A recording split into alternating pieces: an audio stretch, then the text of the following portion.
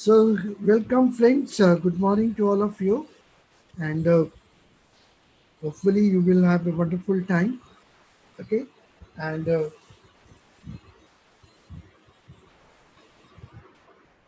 Anjali, there is a gap between my, you know, Sir, there is a line gap of around nanoseconds, like मतलब कि nanoseconds, near seconds. Hai.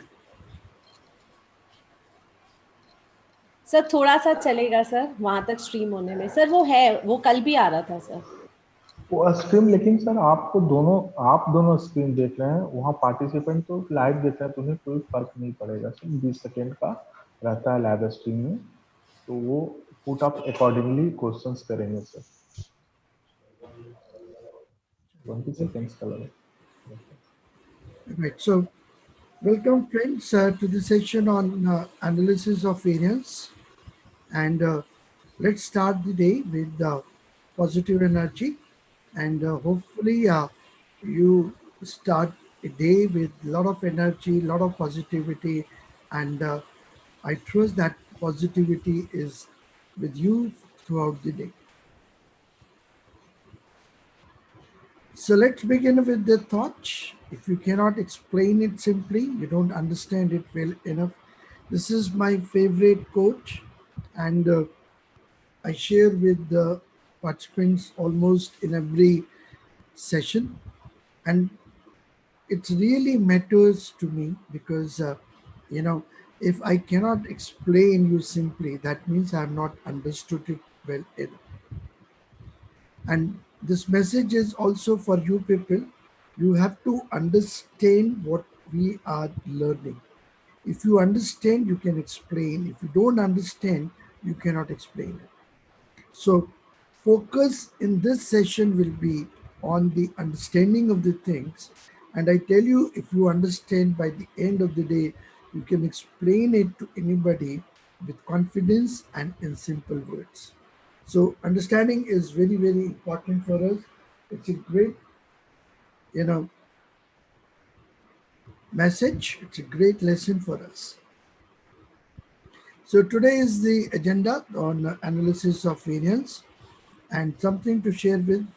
Do you know that talking to you makes me smile and makes my day? So teacher really enjoys interacting with the students, and dear participants, don't hesitate in asking me questions. Anytime you can ask the questions. Our team is taking care of your questions, forwarding me. I am continuously looking at your questions in the chat box and make sure that you understand the things, and if you understand, I will be very, very happy, and it will give me a smile, a broad smile. That's what I want to share with you.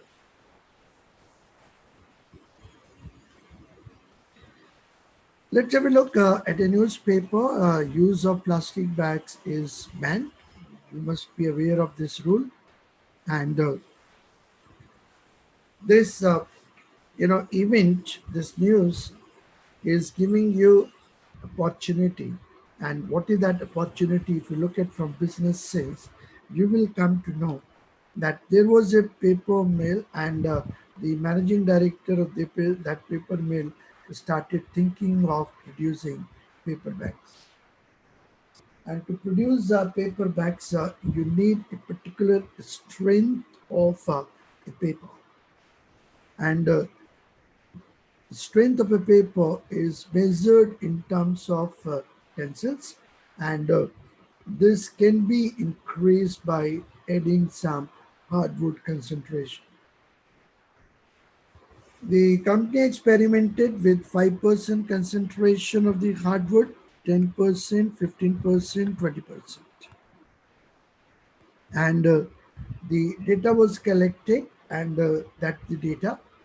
This is the strength of paper measured in terms of tensils, and experiment was done on 5%, 10%, 15%, and 20%. Okay, my question is what this company can do with this data. Suppose you are working in the company, and You have been asked to analyze this data. Tell me what you will do. Please put your responses in the chat box. Think, what is that you can do with this particular data?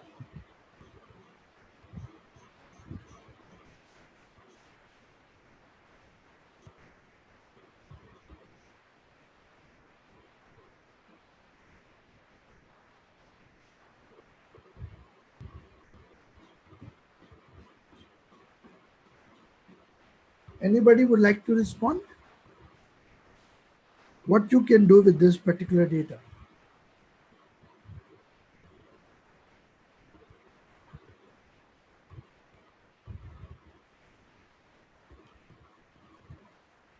First, we have to look at the model. We say that hardwood concentration is going to impact the tensile strength. That means tensile strength is a function of hardwood concentration. And now the challenge is Veda Pradha is saying we can try examining relationship. We analyze it between observations. I will make paperbacks with very good strength. Okay, right. But first you have to understand the issue. The issue before the company is which concentration will give the best results. Okay, of course we want best results, but which concentration combination will give me the best result? How do I know about it? That's the challenge we are going to have it. Of course, we are going to do the analysis. Okay, but we have to understand what kind of analysis we are going to do.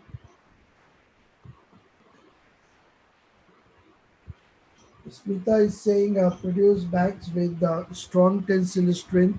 Okay, but how do I know which combination will give me the best strength of the paper bags? And for that we use what is called Anova. Anova, if you remember, is testing equality of means for more than one sample. So you have samples and you are checking their means. Are they equal or not?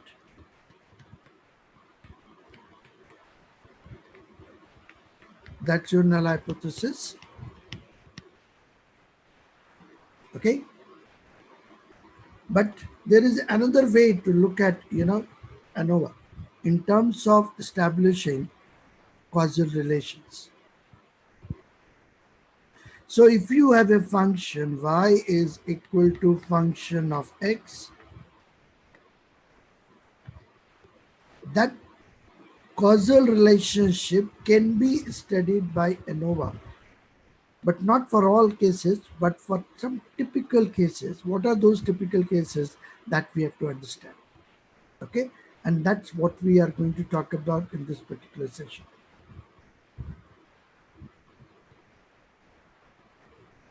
Rosita Fernando is saying we analyze, okay, of course we analyze, but what for we analyze, we have to understand that.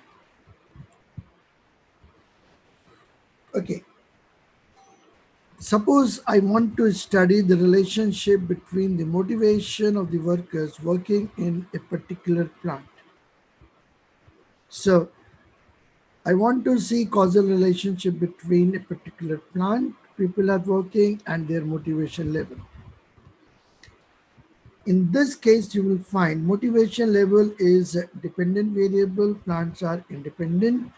Motivation level is measured at a scale level, and plant is your categorical variable.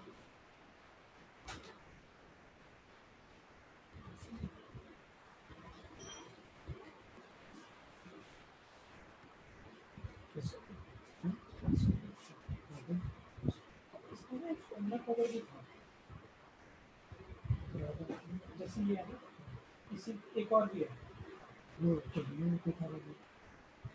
एक बार check कर लो यहाँ पे होगा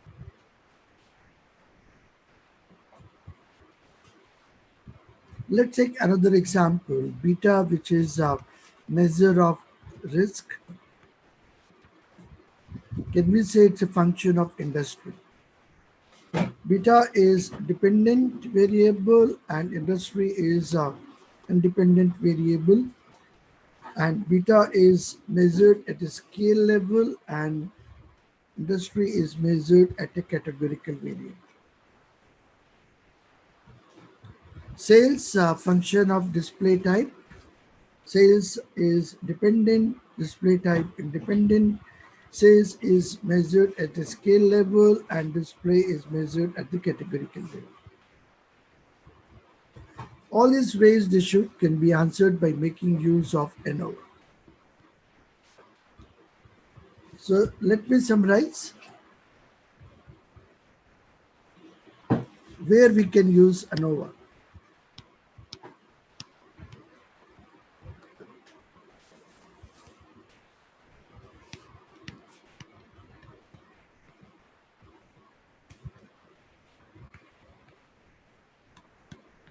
One is testing of equality of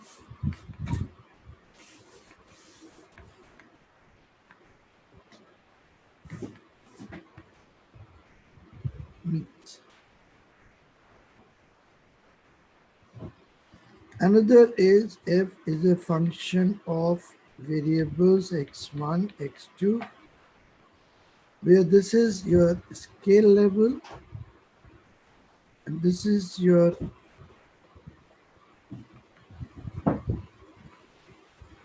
categorical level. Though they looks to be different, but actually they are connected with each other.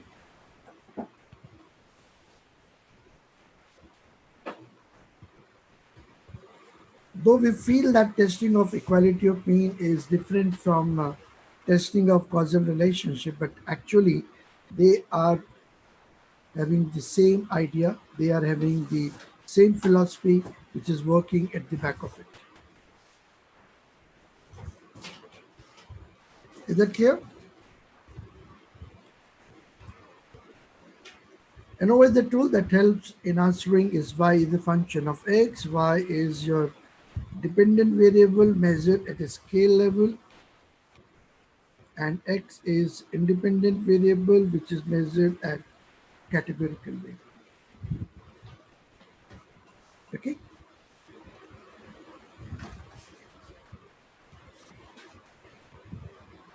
Now let's understand what is analysis of variance and what it does. What are the things which we have to talk about?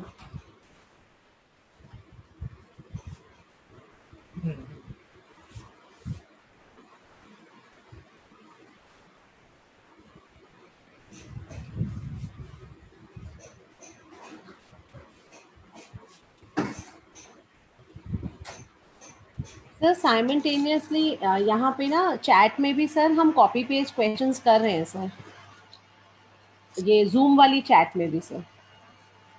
Zoom वाली chat पे भी हाँ sir, अगर आप वहाँ से भी देखना चाहें, every question we are putting here also sir, ताकि आपको प्रॉब्लम ना हो सर. अभी आमिर ने पोस्ट करे सर जो भी क्वेश्चंस है.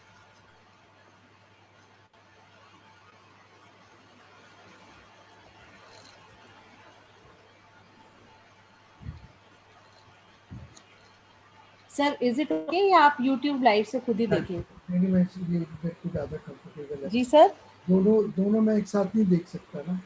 सर तो एक आइदर भी सर आप यूट्यूब लाइव से खुद देख लेंगे. तो यूट्यूब लाइव पे वो आ नहीं रहा इतना. सर आप फिर इसमें जूम वाले चैट में देखिए, आमिर यहाँ पे क्वेश्चन सर कॉपी पेस्ट करके डालता जाएगा.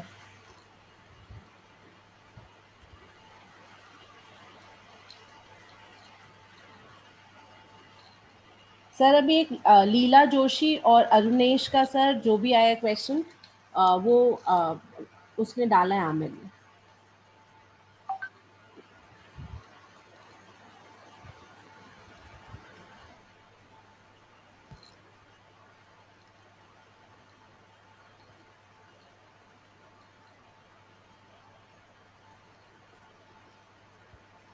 अ, अंजलि जो चैट बॉक्स में उसने डाला है ना जूम की, जी वो सर। यूट्यूब में रिफ्लेक्ट नहीं हो रहा। सर वहीं से कॉपी पेस्ट किए हैं सर आमिर ने। ठीक है, ठीक है। नीला जोशी का है और बस, और तो किसी का नहीं है। सर आमिर यूट्यूब के चैट से ही तुमने कॉपी पेस्ट करे हैं ना? Yes ma'am. जी sir.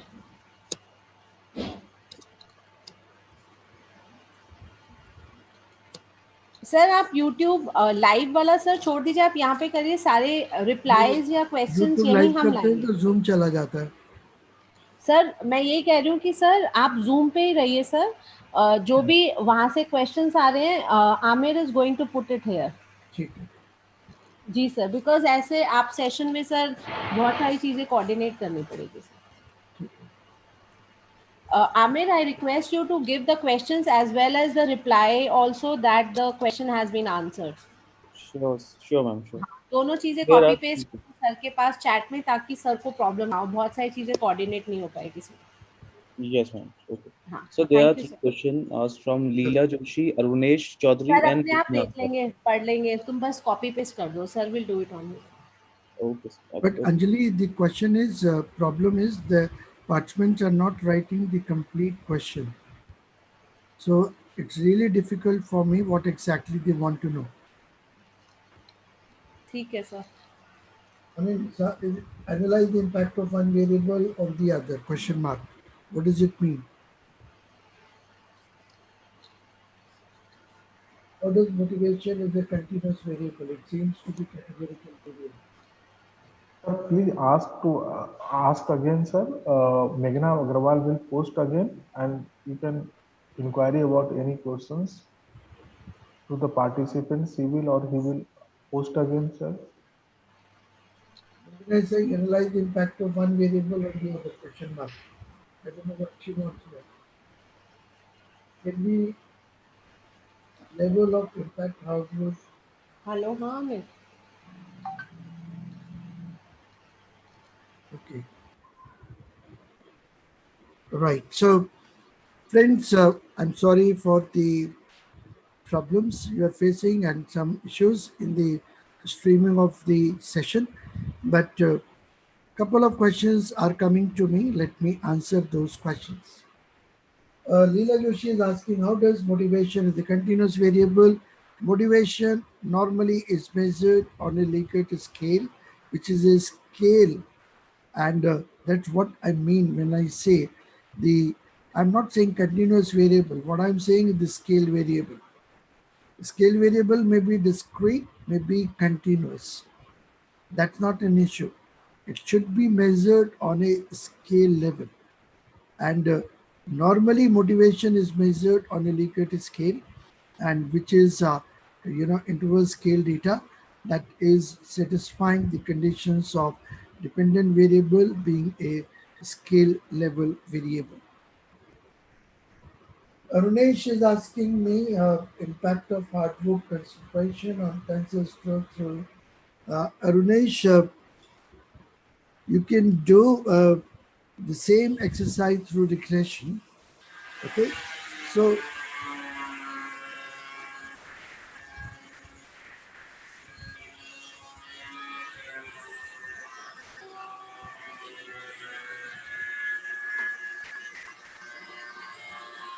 hello, hello,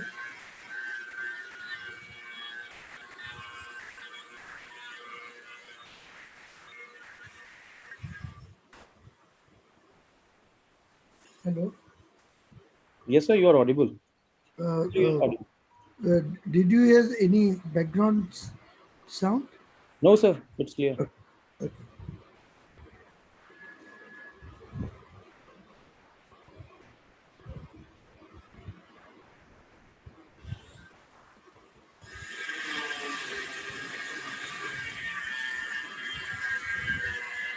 So now it is audible. हाँ, Now hello, it is audible, sir. पीछे से कुछ आवाज आ रही है सर अभी। आ रही है ना, मैं बोलता हूँ उनको. Yes, sir.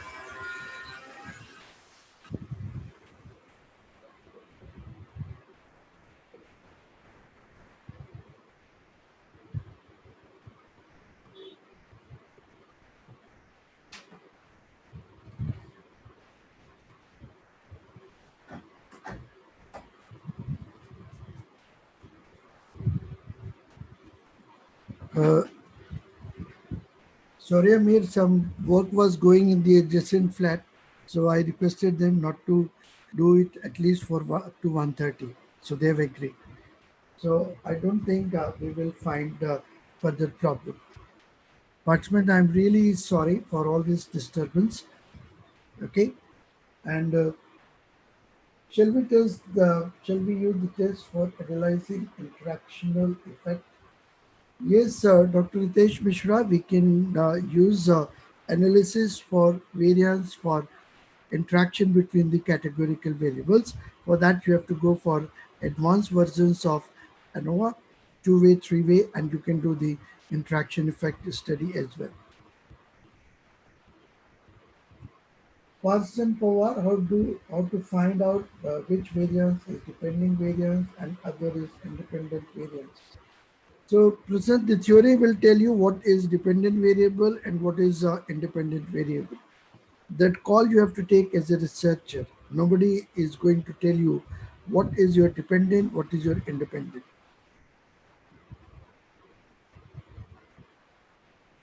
Dr. Manoj, just wait. I will be sharing with you the assumptions which you make for analysis of variance.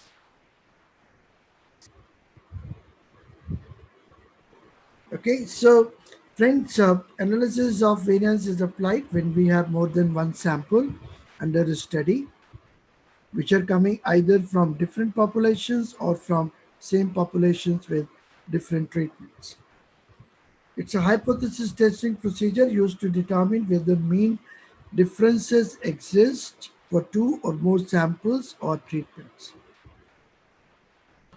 The term analysis of variance appears to be a misnomer because the objective is for testing the equality of the means rather than variances. ANOVA does not test equality of variances. ANOVA tests equality of means. ANOVA test mean 1 is equal to mean 2 and so on, but not variance of 1 equal to variance of 2. This is not being tested in analysis of variance. So that sense, I'm saying that ANOVA is little bit misnomer. If we assume that all the samples are coming from the same population or the treatment across has no effect, then variation within the groups and variation among the groups should be same. What I mean by this, you have different groups.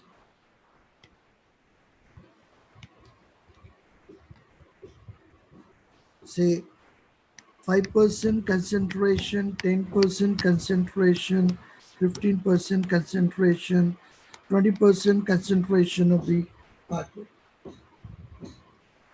You will find some variations are within. That's the example of within variation.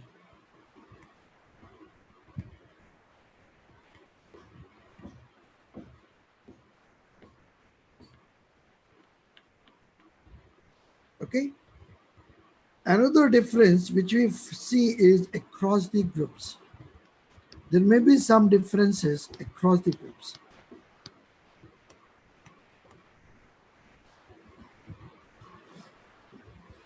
If I make an assumption that all are equal, no differences between the impact of the 5% concentration, 10%, 15%, 20%, then variations within the group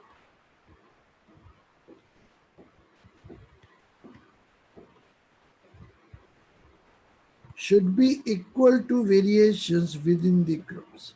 And that's what exactly ANOVA does.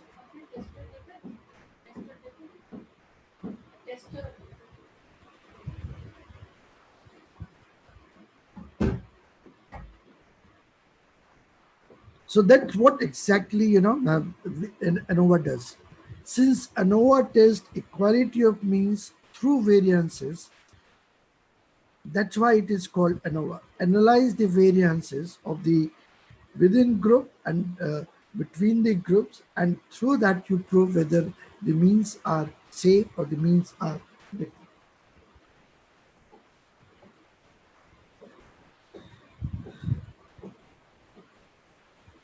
When the observations are subject to one experiment related to one factor, that's called one-way analysis of variance.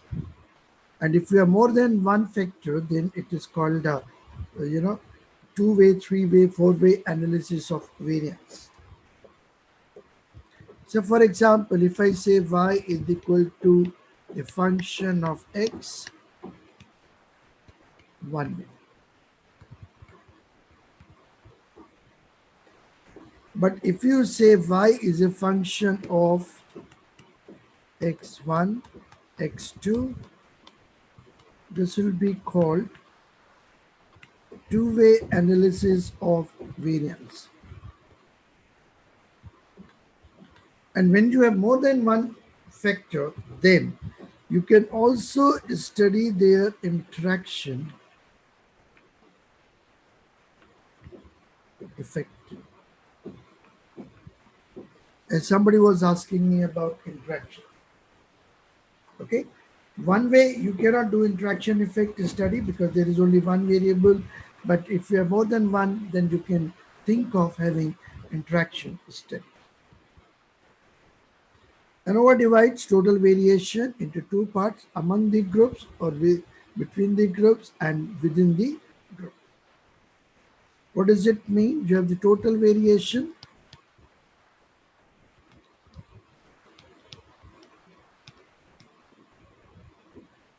that will be divided into two groups, among the groups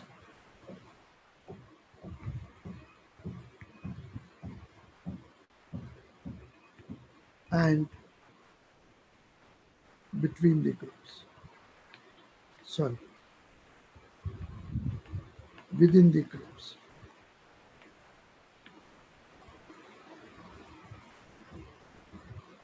And if you make a null hypothesis, no effect, no difference, then variance among the group should be equal to variance within the group. Then we are testing equality of the variances by making use of statistics, which is called F statistics. F statistics is the statistics for equality of variance.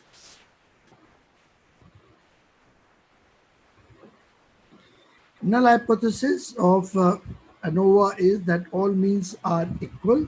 Alternatively, at least two means are different from it. It assumes that there is no difference between k-sample behavior, hence their mean should be same. Alternatively, their means are not same. As I was talking about, we calculate F statistics.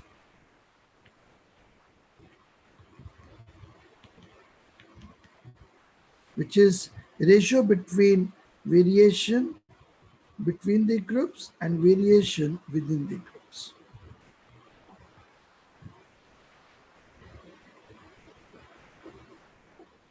Please note that it is the test of equality among means and not that of variances. Okay, it says that at least two means are different out of given samples. Okay, now I'm telling you the assumptions which we are making.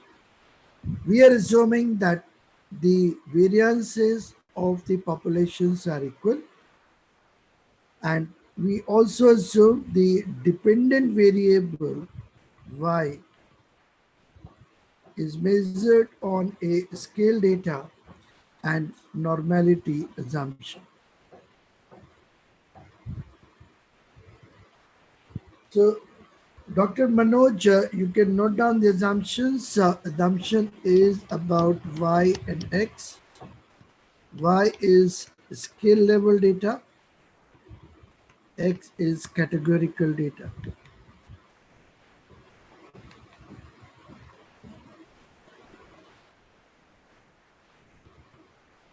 Second assumption is we are assuming variances are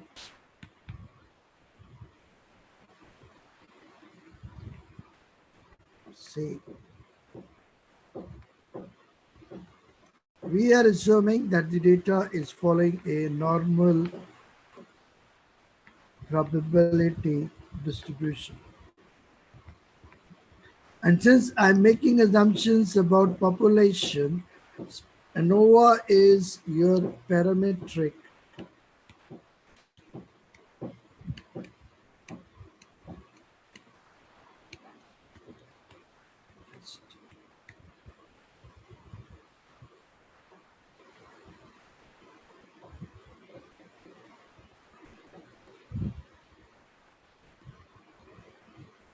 okay.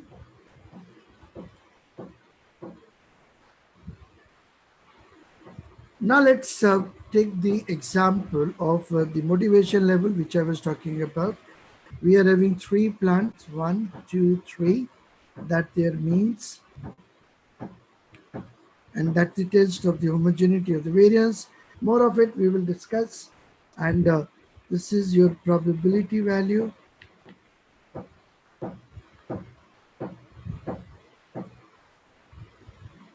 And since the probability value is greater than 5%, null will not be rejected. Hence, you can say that plant has no impact on the motivational level of the paper.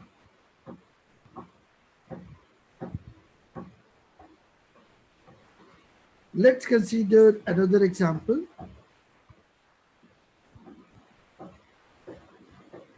Consider the following. An experiment was conducted to understand recall mechanism among the people.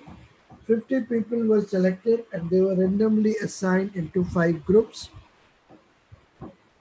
4 groups are called incidental learning groups, and the 5th one is called intentional learning groups. The incidental learning groups are counting group, rhyming group, adjective group, imagery group. Each group has been given a list of 27 words and were asked to read them carefully for 3 minutes, and then you start recalling the words. Now the question is recall mechanism a function to which group a person belongs? Do you think that learning mechanism, whether it's counting, rhyming, adjective, imagery, intentional learning, do they have any impact on the recall mechanism? That's the problem which we are looking at. Okay. So we have 5 groups: counting, rhyming, adjective, imagery, intentional. We have the data with us, and the challenge is we are going to see whether recall is the function of learning mechanism. So we have the average of each group,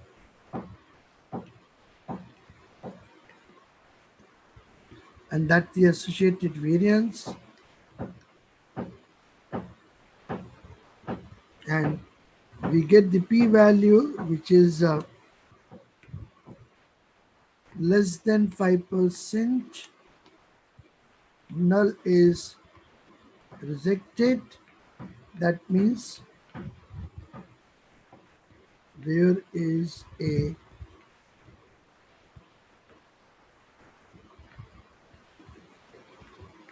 difference.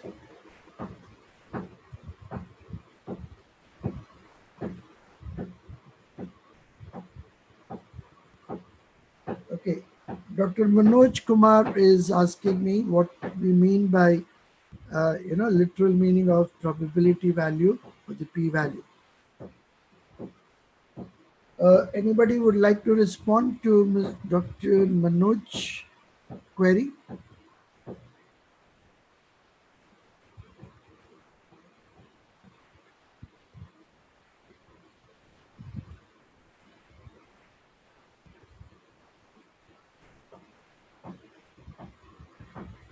Assuming that we have a distribution like this, and that's my tail probability, and x is my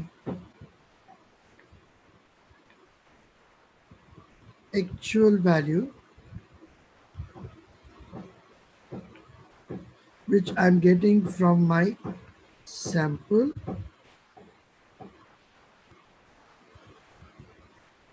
Then this tail probability, which you are seeing here, this will be called probability value, or simply p-value. That means what? It means how extreme your actual value can be. That probability you get from p-value. Okay, and if your level of significance is 5%, so this area is 5%, that means p-value less than 5% will show that my actual value is lying in rejection region.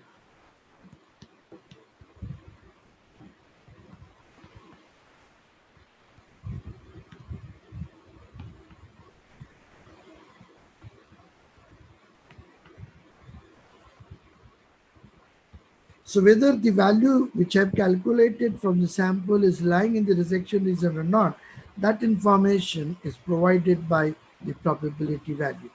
So that's how we understand about probability value. Is that clear? The Komal is saying it's a probability of lying the null value towards any of the 5% tail end.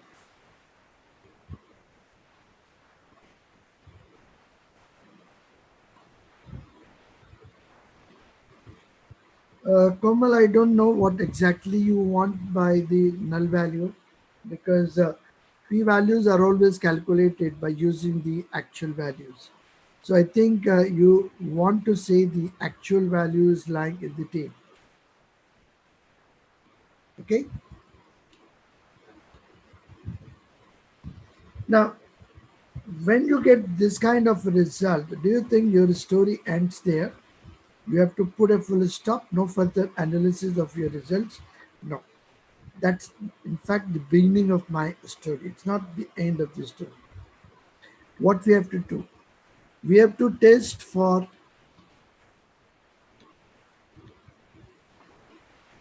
assumptions.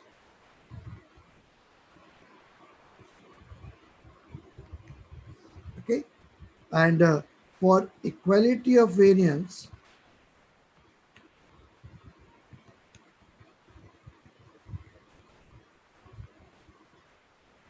we use a test of homogeneity, which is called Levin's test.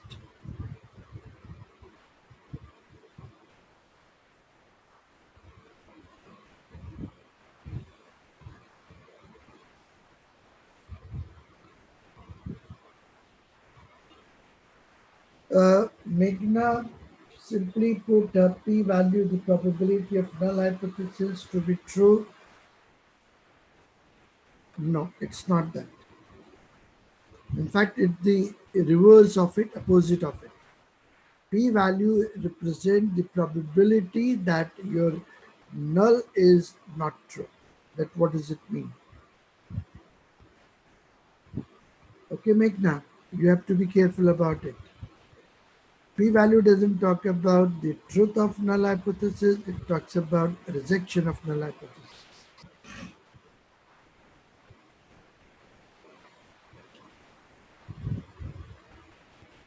Second thing is, if you say that there are differences, then the question arises, where are those differences? You have different groups, and where those differences exist, in which group those differences exist.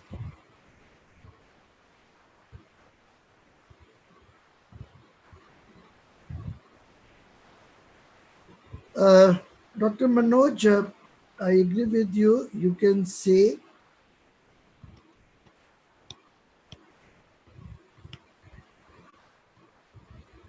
p value is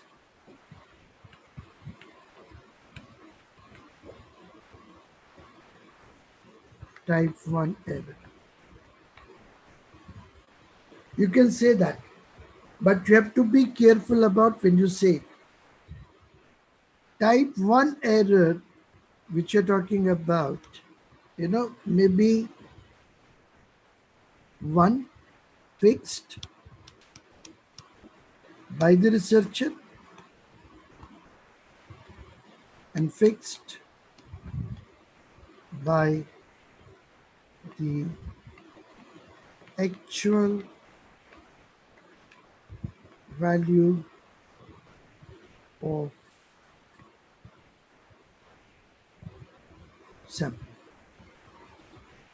When I say fixed by the researcher, that means alpha, which is normally taken as 5%. So when you fix this level 5%, then 5% the probability of committing type 1 error. Dr. Manoj, I think you are hearing me carefully. And when I say p-value, if my p-value is say 2%,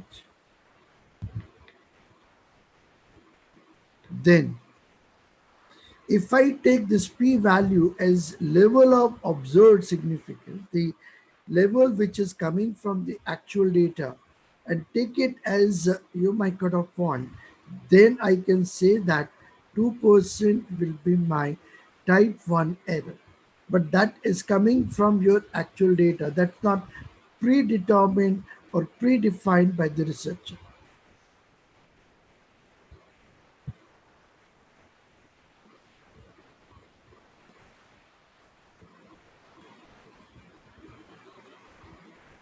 Uh, Radha, the p-value is more than 0.05 and not 0.5. So, Radha, that you have to clear about. I was talking about post hoc analysis, that's pairwise comparison. It says that counting is different from imagery, counting is different from intentional, rhyming is different from imagery and intentional. Adjective is not different from anything. And similarly, imagery is different from counting and rhyming, intentional is. So now you can see what pairs, what groups are different, what groups are not different by conducting what is called post hoc analysis. That is post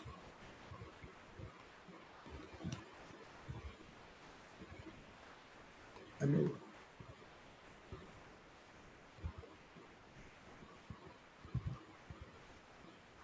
You can also make a mean plot, and that's what we get.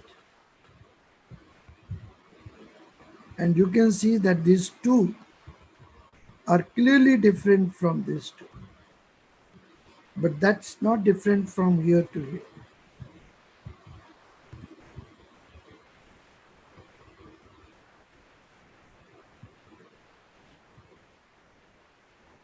So friends, I hope you have started getting some sense out of the story, and to reiterate the whole process, okay, let's take another example.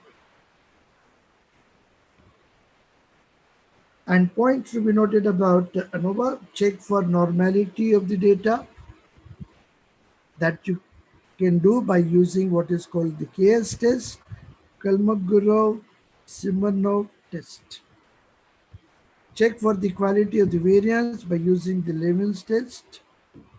You can do the post hoc, and you can have a mean plot. These are the things you should do in Anova analysis.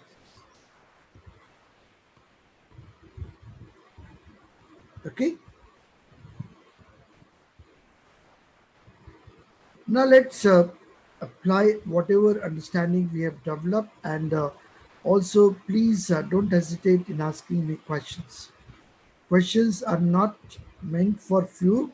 Everyone has the right to ask the questions, and anyone can put their queries in the chat box. Okay.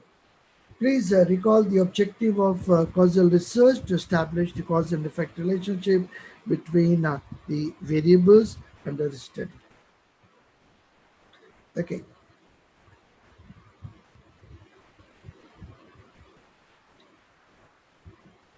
These are the number of observations which you have.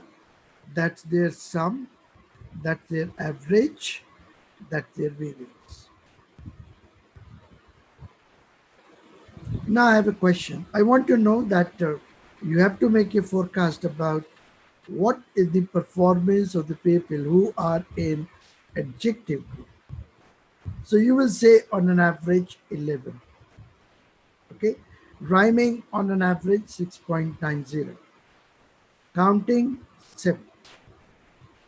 Imagery 13.40. Intentional 12.0. Okay. Now let's take a situation. I pick up a person. I do not know from which group that person is coming, and I want to make a forecast for it. What will be that forecast? I picked a person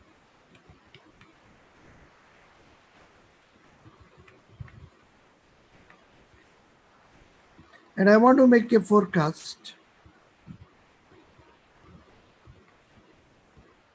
What will be the recall rate? What will your answer?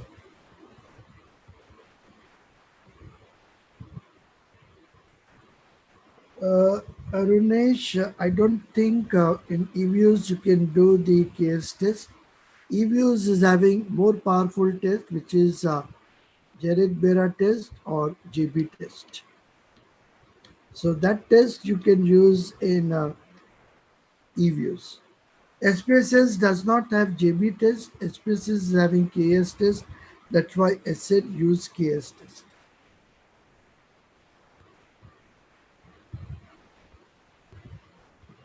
Okay.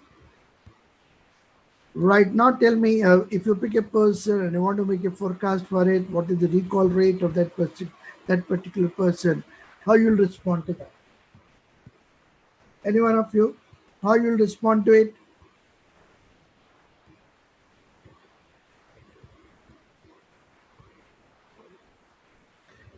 You will find that you will say that this is the forecast.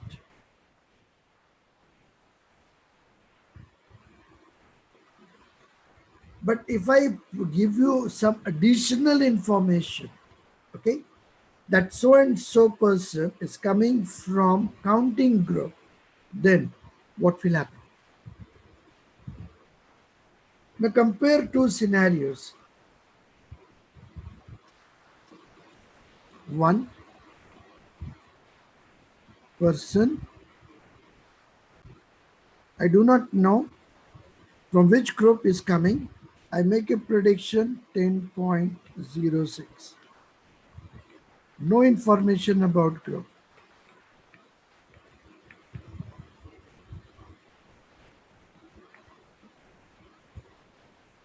Second, we have information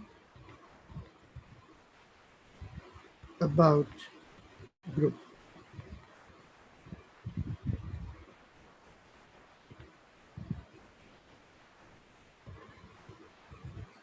So if you have information about the group, you have more information, and therefore we believe that your forecast will be more accurate. In that case, I can make a forecast that, okay, recall rate, given the fact that the person is coming from counting, that's equal to 7. Now you will see that with that additional information, you are reducing the error of forecasting. Okay, that's one advantage you can have when you study your results which are coming through Anova processing. And of course, the p-value is this, the null is rejected. Can we predict the recall rate? Yes, we can predict. That's what I was talking about. How much variation of the total is explained?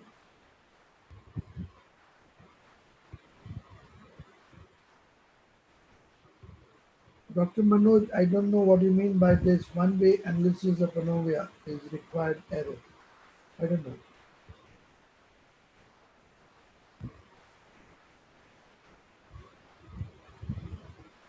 Shapiro-Wilkes test is better because case test is a non-parametric test.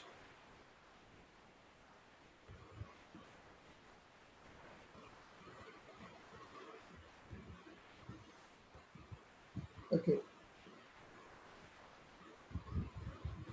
right.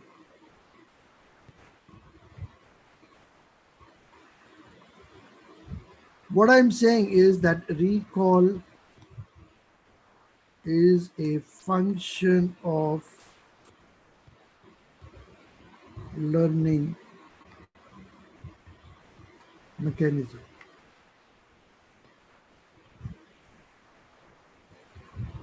Okay, you must appreciate that learning mechanism cannot explain all variations in the recall rates. Some variation you will find still which you cannot explain. So what is that variation I cannot explain? I take you back to the discussion on you have groups, okay, 1, 2, 3, 4, and so on, based on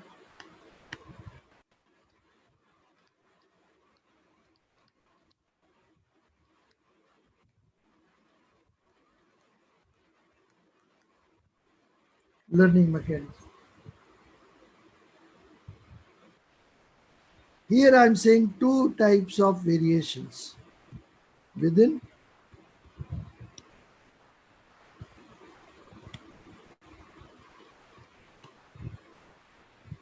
and across.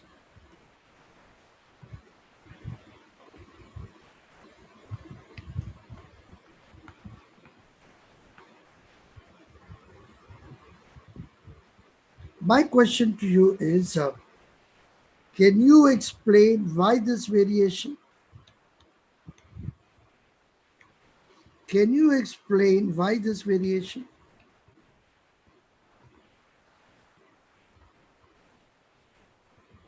What is that you can explain? What is that you cannot explain? You have to understand that. See why I'm doing this analysis? Because I want to know that if differences are there, is it because of this particular thing or is it because of something else?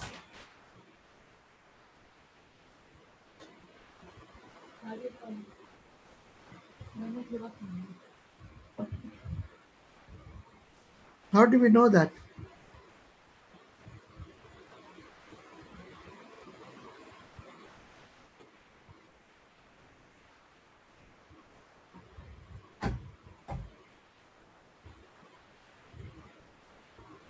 Please appreciate this difference, difference within, difference across. What is that you are trying to explain? What is that you cannot explain?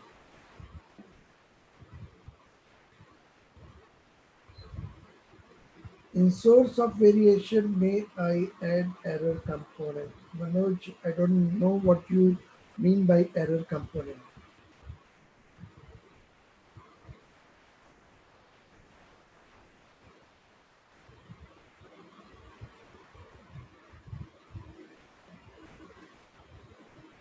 Okay, but we have some error component in terms of the true meaning of error. In that sense, you can call it as unexplained variation or error term or the random variation, whatever name you want to give it. Okay, why such variation within?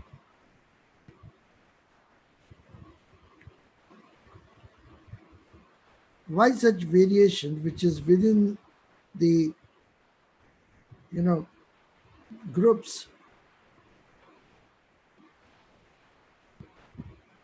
I cannot explain.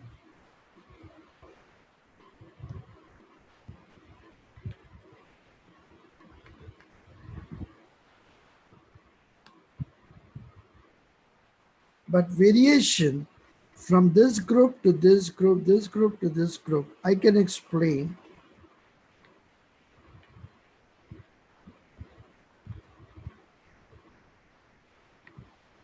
And that difference is because of the learning mechanism.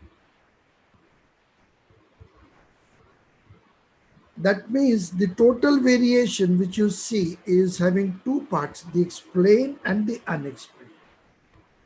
And as a researcher, you might be interested in knowing that how much variation is explained by your model and how much is not explained by your model. But how do we know how much is explained, how much is not explained? Okay. For that, what you look at this between and within.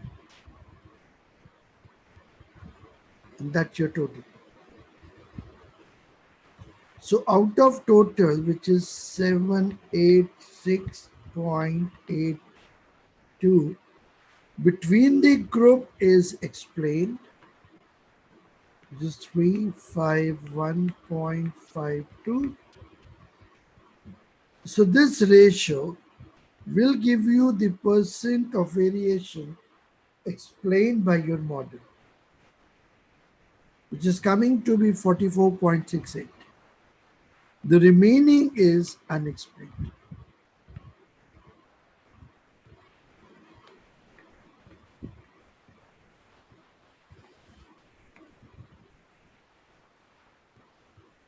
So friends, if you are using analysis of variance, don't forget to give this important piece of information to the reader.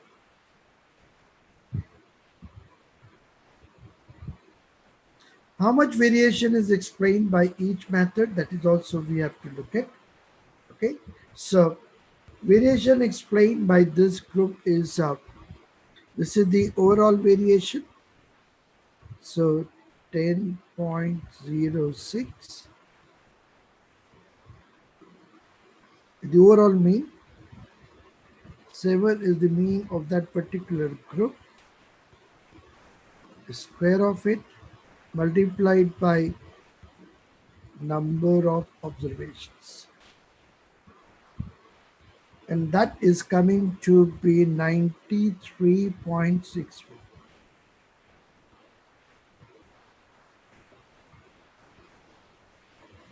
Similarly, you get for this.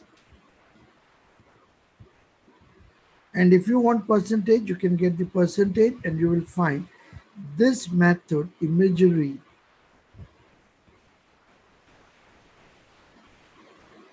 gives you maximum explanation.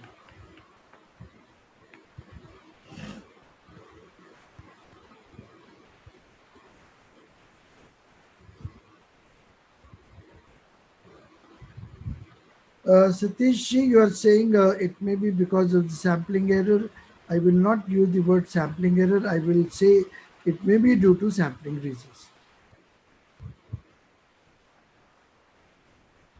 When you say error, that means you are committing some mistake. But when you take a sample, it's a sample. Some variations are bound to be there, which you cannot control. Okay, but that's not sampling error.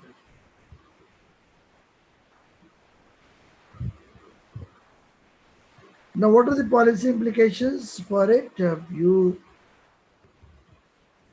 will recommend that this is the best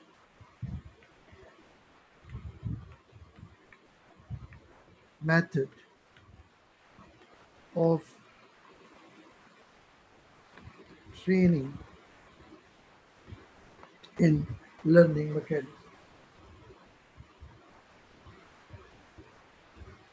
Okay, and the least effective is rhyming.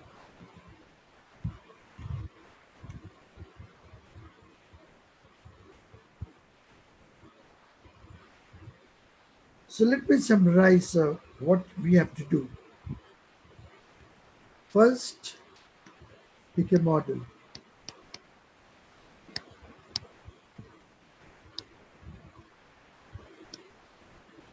Model is y is equal to fx, where x is categorical variable and y is a scale level variable. Once you have properly defined your model and problem, the issue which you have in your mind, then apply Anova,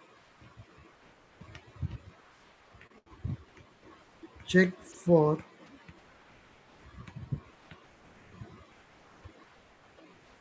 assumptions,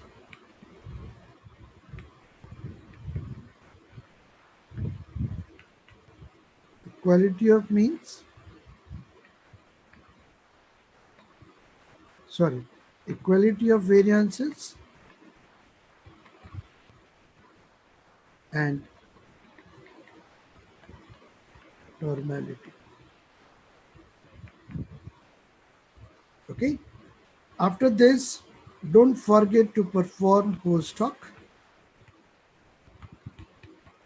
and make a mean plot to get a feel or to get a visualization of the behavior. Okay.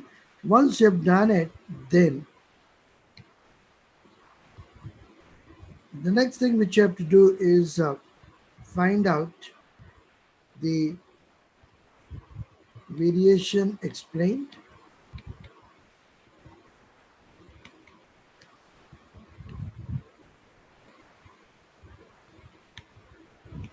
P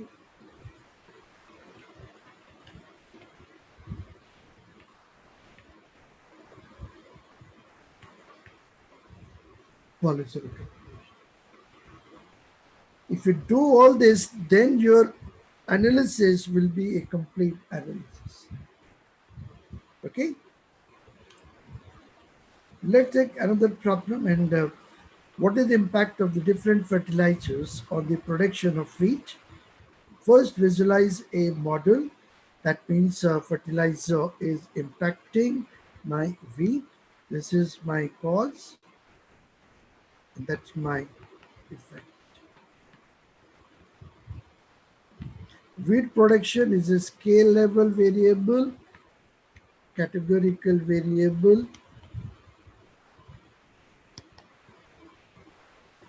That means the data is fit for analysis of variance.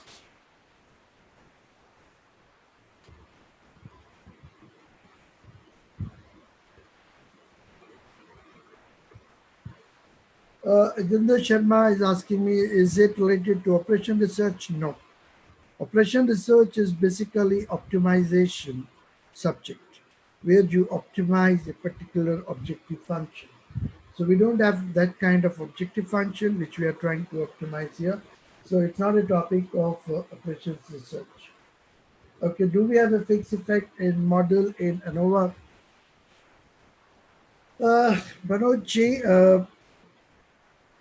yes, we have a fixed effect model in Anova, but that's for the advanced analysis where you have multiple factors into your problem. But simple one, no, you cannot identify the fixed effect here.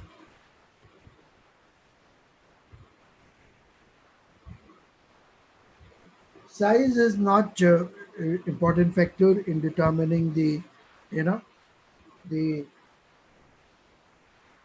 application of the ANOVA. Hussein Pawar is asking me, is size important? No, size is not important. What is important is the assumption should be true. Okay, but if you take a large sample, say 1,000, 2,000, because of the central limit theorem, you can ensure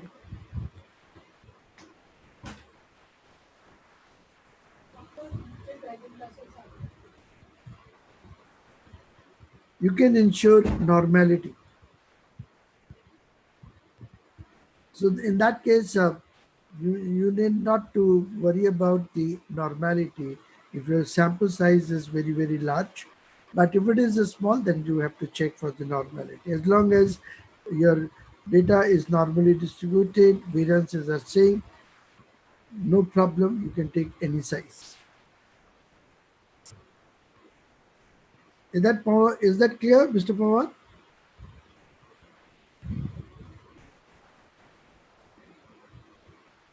It's a causal research that we were talking about. And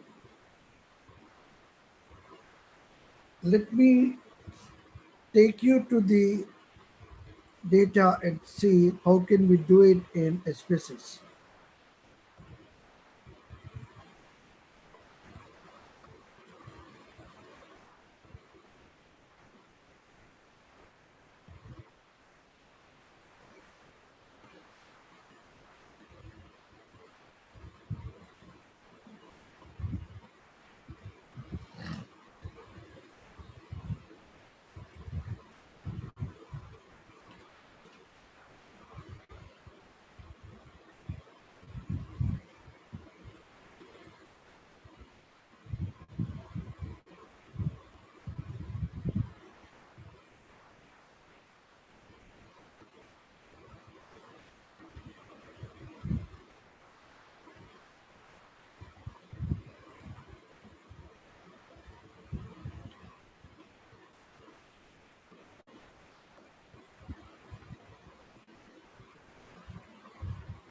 Just give me time to open up the species.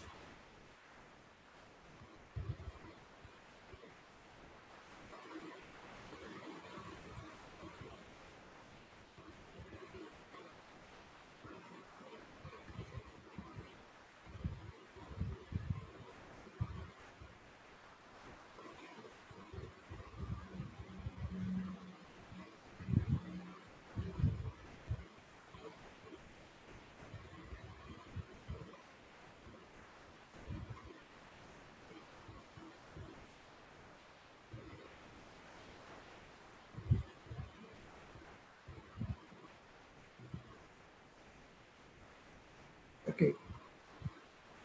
Friends, I hope you are able to see the data.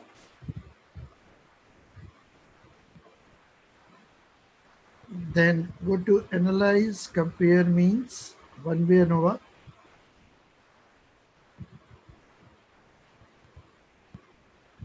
Dependent variable is my production of the wheat, and the fertilizer type is my vector.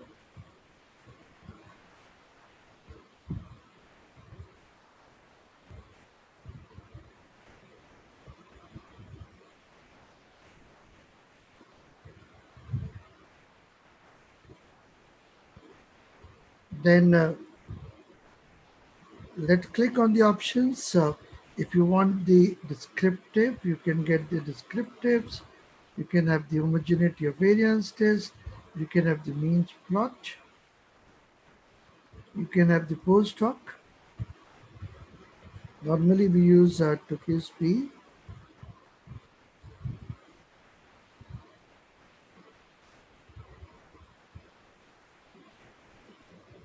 And that's the result which we get.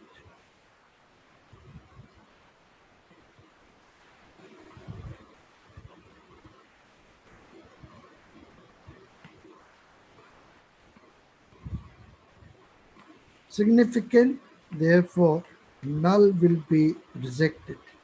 That means fertilizers do have impact on the wheat production.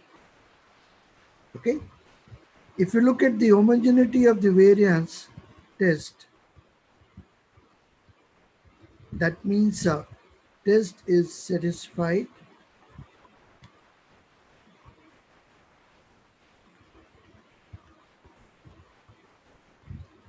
The next thing is the normality. I will go for that normality test. Okay. Then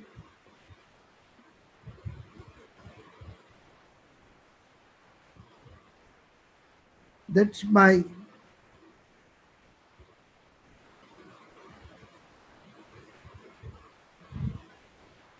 sorry. I do it again.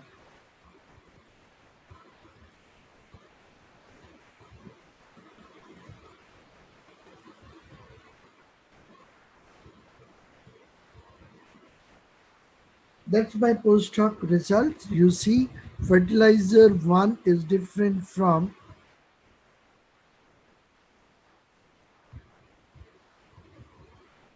3 and 4. 2 is different from 3. 3 is different from 1, 2, 4. And fertilizer 4 is different from 1 and 3.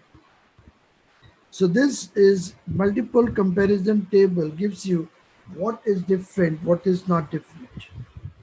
Okay, right? Then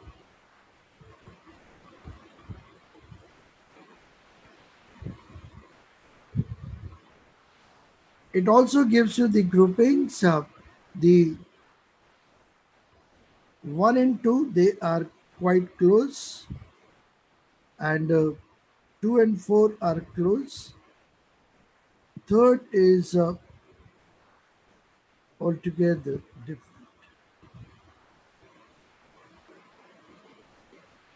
So what does it say? You can have 3 groups which are similar in their behavior, 1 and 2, 2 and 4, and 3.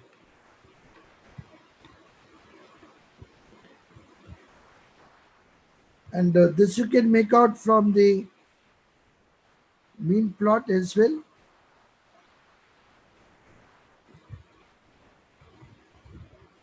This they looks to be same. 1 and 2 looks to be same, but this is totally different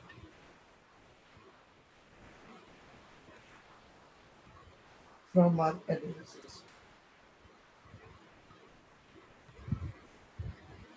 Okay, there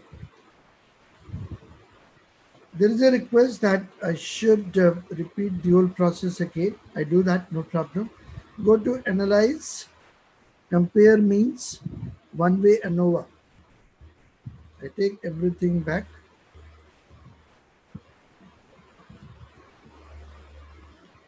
Dependent variable is my production of the wheat, and categorical variable is type of the fertilizer.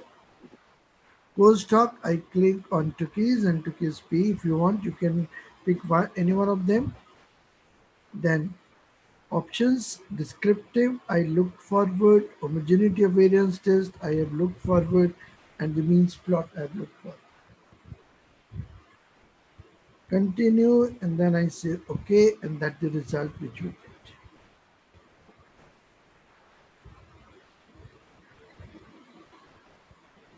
Amir, I think now they can do the process themselves.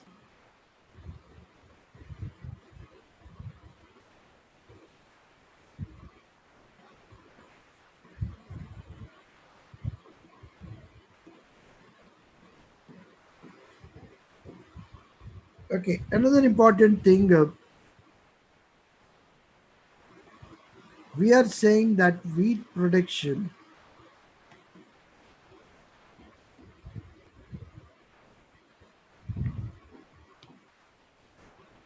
is a function of fertilizer. Now the question is how much percent variation is explained by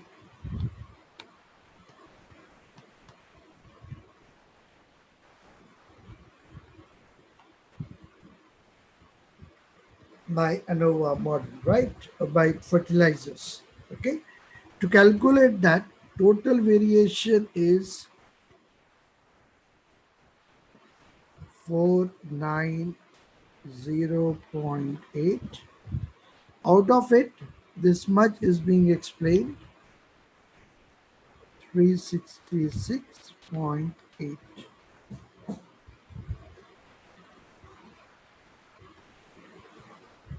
Okay, so that much is the percentage which is explained. Okay,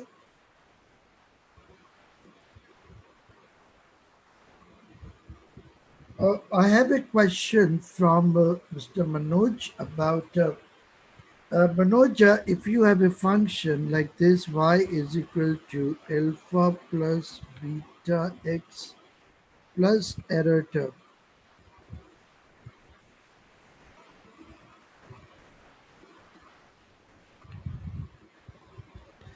Presence of error term in your model.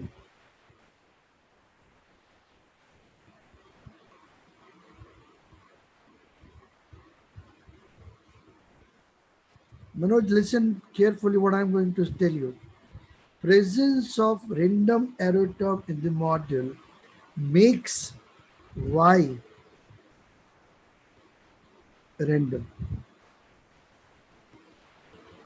makes y stochastic. But it does not mean that we have a random effect. Please understand that. Because this is something unexplained. And the random effect you're talking about is something which I can explain.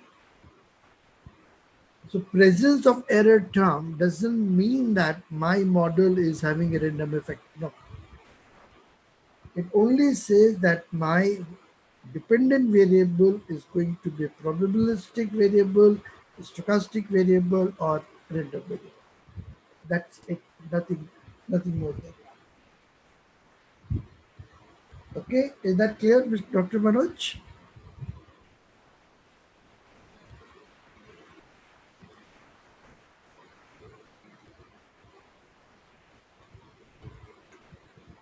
So let's come back to the results which we have. You can see the means are different. And therefore there is a need to perform Anova. And that's the basic mean and that overall mean.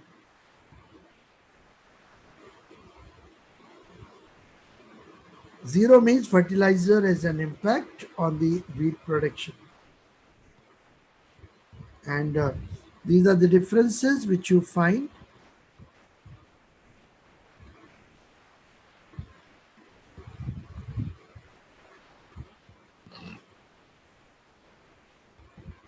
And that the graph which you see.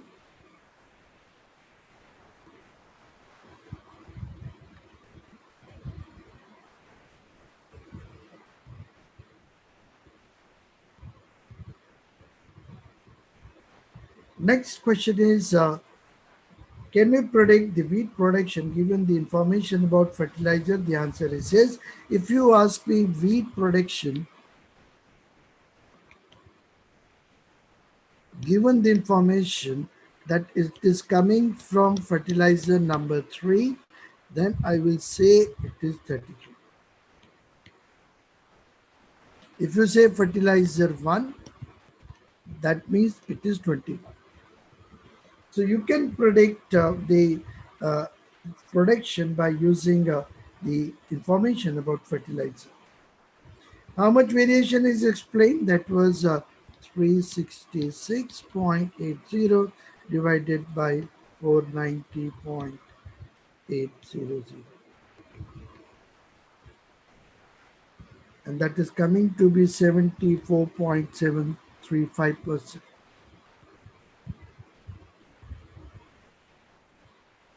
How much variation is explained by each, that you can also see here. Maximum is coming from fertilizer 3, and that's important.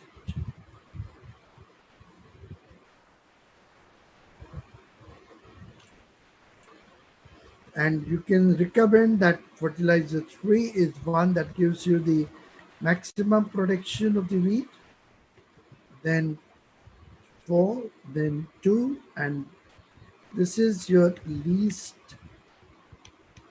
preferable.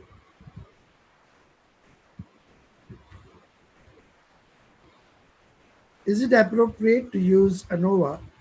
It depends upon assumptions. And homogeneity for variance, we use the test of homogeneity, the Levin's test. For normality, we use one sample Kolmogorov-Simonov test. How do we do it in SPSS? I show you. Go to Analyze, Non-Parametric Tests, Legacy Dialog, one sample KS test, production, normal,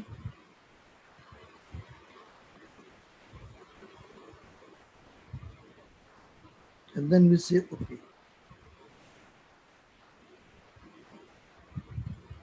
And this is coming to be 0.920. That means the distribution is a normal distribution. So my assumptions are true, okay, and my results are coming to be significant. That means I am very happy with my model.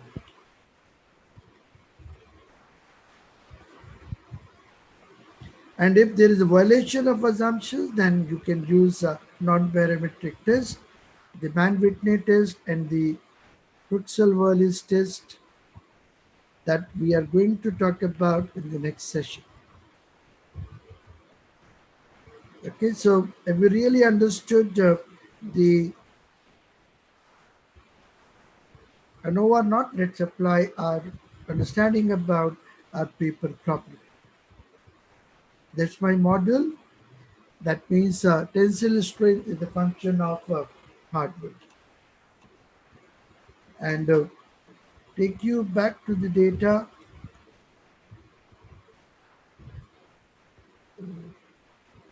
Okay.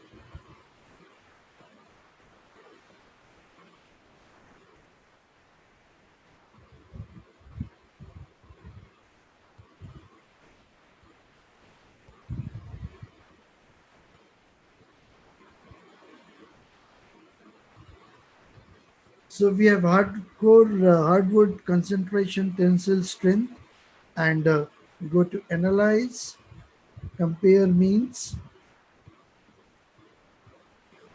one-way ANOVA. Dependent variable is my tensile strength, hardcore concentration factor, postdoc, options, descriptive, homogeneity, mean plot.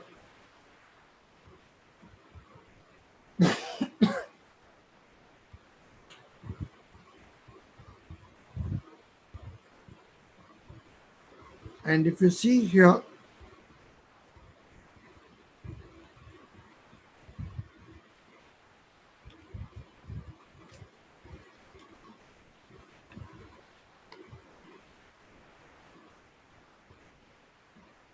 you'll find the results are not coming to be significance.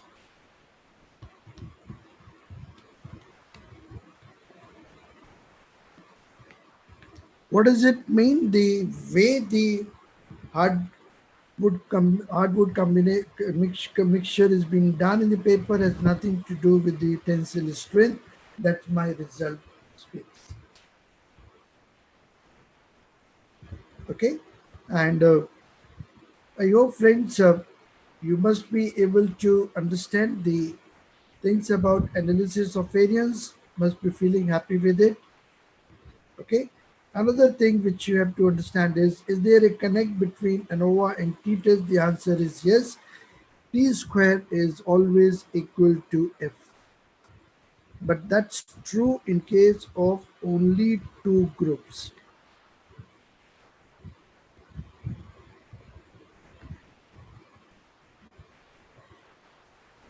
So friends, if you have two groups and you are testing for equality of the means, you have a choice. You can go for F, you can go for the T. Result will be the same. I prefer go for F because F gives you the more analysis of variance, gives you more information as compared to the simple T test. And now you can check significant values are same, and if you take a square of it, minus 2.642 squared, that will be equal to this number.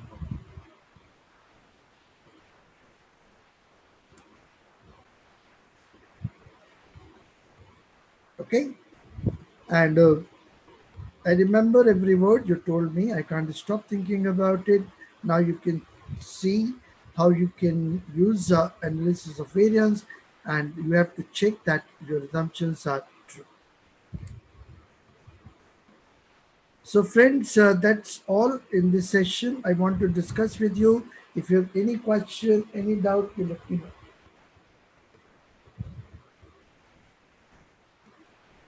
Anybody having any questions?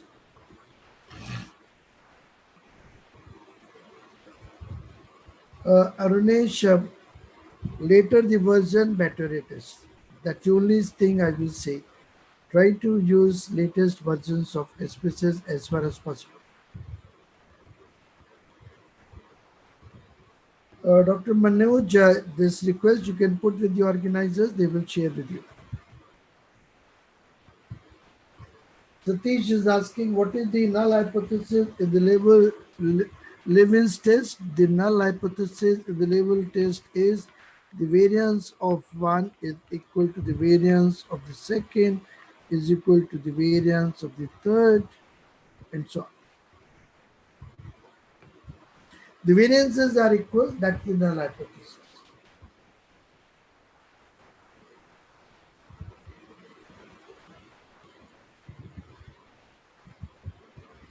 Amir, are we getting No any more questions. question? No more questions, sir. I Great. answered it. So that's all for the session, and thank you very much. So can we start?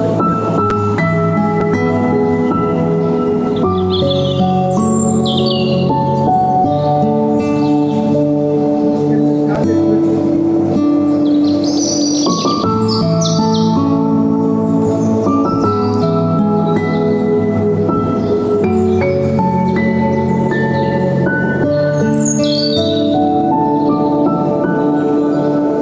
Amir, I'm asking, can we start at 12:15?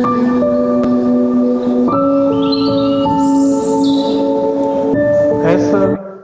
We can start 12:15. Okay, great.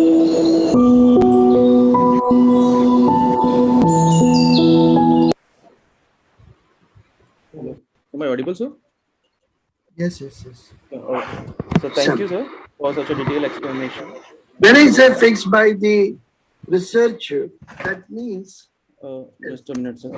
Thank you, sir, for such a detailed explanation about the ANOVA and its learning mechanism and how we can use it in our research with the help of practical example and SPSS.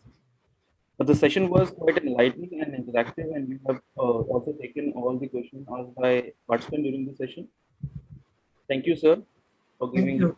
time. So we will be back by 12:15. Yes, sir. And to Okay, all, okay, great. and to all the participants, take a break here. We will meet after a break of 15 minutes, and we will be meeting at 12 noon now. Thank you, sir. 12:15. 12:15 are you? 12:15. 12:15. We'll meeting at 12:15 now.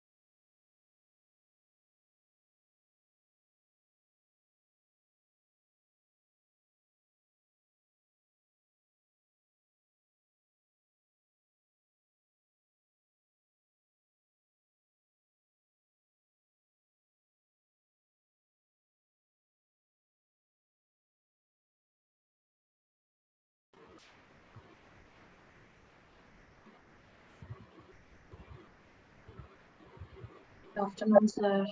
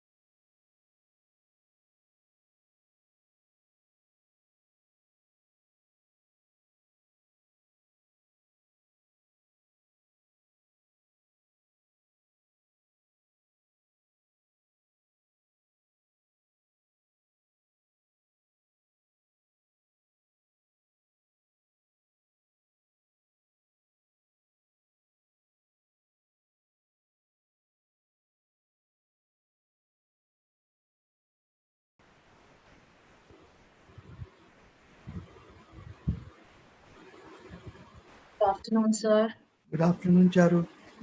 Welcome back, and a very good afternoon to you, sir, and to all the Thank you, participants. Charu. Thank you. And should we Sir, with start? your instrumental music, you always set up the momentum high. It's so inspirational, always, sir. Okay, good. Should So, we start? yes, sir. The session on hypothesis testing, non-parametric test. We are about to start with another informational session with you, sir. Over to you. Thank you, sir. Thank you, Charu. Welcome back, friends. Let's go ahead with our discussion on sorry, hypo testing using non-parametric tests.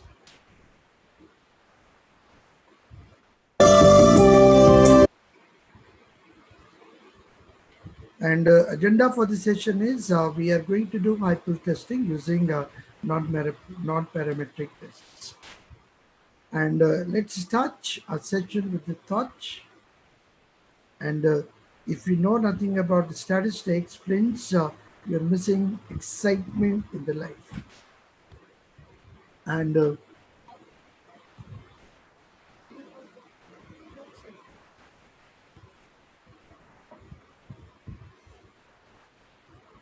so you like it or you don't like it. The statistic is something that will be with you throughout the life. And don't be afraid of it. If you start loving statistics, I tell you, it will give you a lot of excitement in the life. Statistics is the journey from data to wisdom. You have the data, and from that, you are trying to get the wisdom. We have to learn statistics to build our own capabilities to derive meaningful results from the data.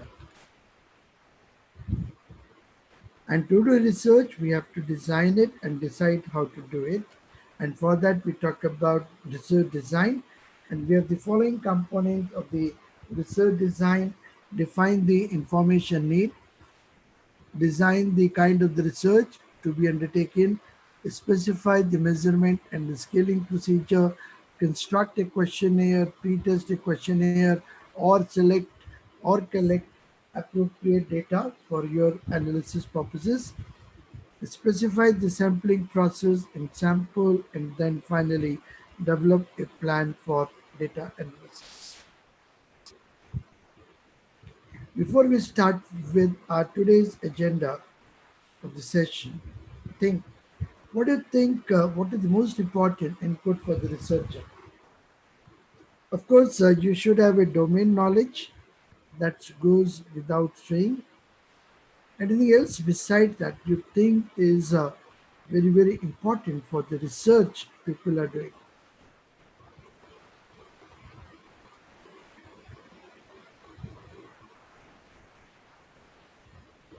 Charu, how shall I get their responses? Sir, we are streaming live on YouTube, and we are taking their queries from there. Okay. So if any participant wishes that they want to ask you a question directly, they can send us a request. We'll add them here. Okay. Then you'll post it here, right? Yes, sir.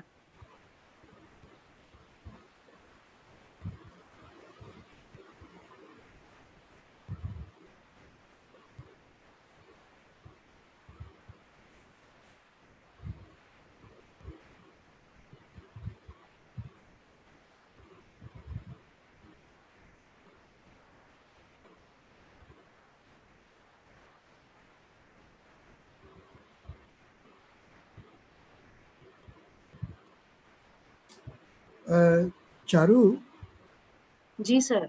I have opened up the YouTube directly, so Yes, I sir. can take the questions from there itself. Okay, okay, sir. Okay, so you need not to copy and paste on the Zoom chat box. All right, sir. Okay. Ji. So Meena Sharma is asking, uh,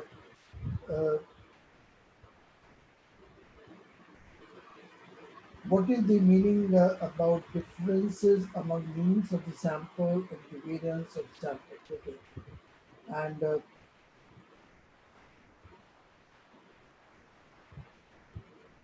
theme of the research is important besides data. Okay, Sarita Devi is saying data. Input for the research methodology is input for research methodology. Reliability and the validity of the data. Okay, okay. Couple of responses I'm getting, and happy you people are reacting to it. Okay, so first there is a question about what is the difference between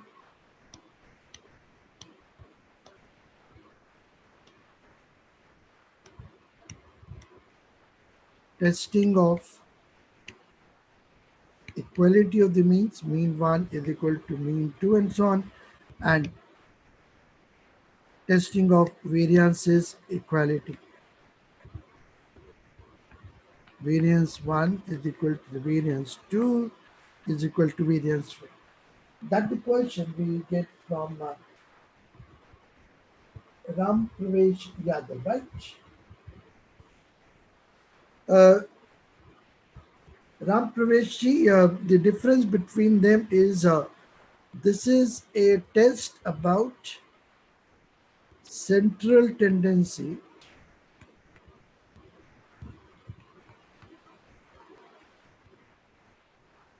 and this is the test about variation.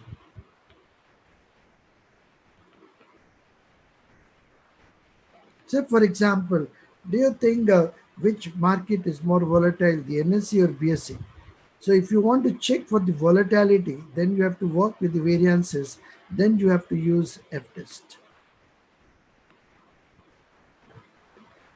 Okay, suppose you want to find out the average return the investors are getting from NSE and BSE, average rate of return. There you have to talk about difference of the mean test.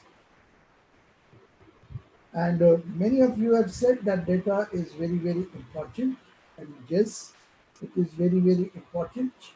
And without data, you can't imagine doing research. So the most important, the input is your data.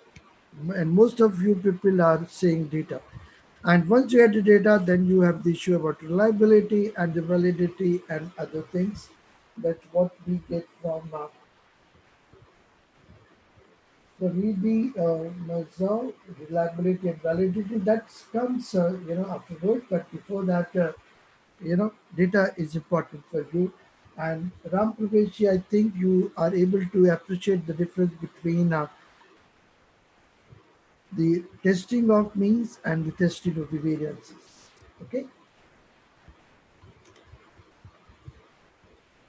What do we do with data? We do data for answering our research questions by processing them properly. So you get a data, process, and then you answer your research questions. How do we do process? For that you need statistical tools and plus the software knowledge that will help you in using those statistical tools. The statistical tool which we are going to talk about in this session will be non-parametric tests, and the software which you are going to use will be your SPCs. So our agenda for the day will be focusing on the statistical tools and softwares, output and results, and getting the inferences and interpretation of it. That will be focus of our discussion. So I believe that you understand your research hypothesis, your research issues, your research questions. You have the data with you. The only thing which you are looking forward is what to do with that data. For that, we need analysis, and for that analysis, you need tools and the softwares which you are going to learn, get the output, and also learn how to interpret and get the inferences from that particular data. So these are the things we are going to talk about in this particular session. And maybe at some places I use Excel, but primarily we will be concentrating on SPSS.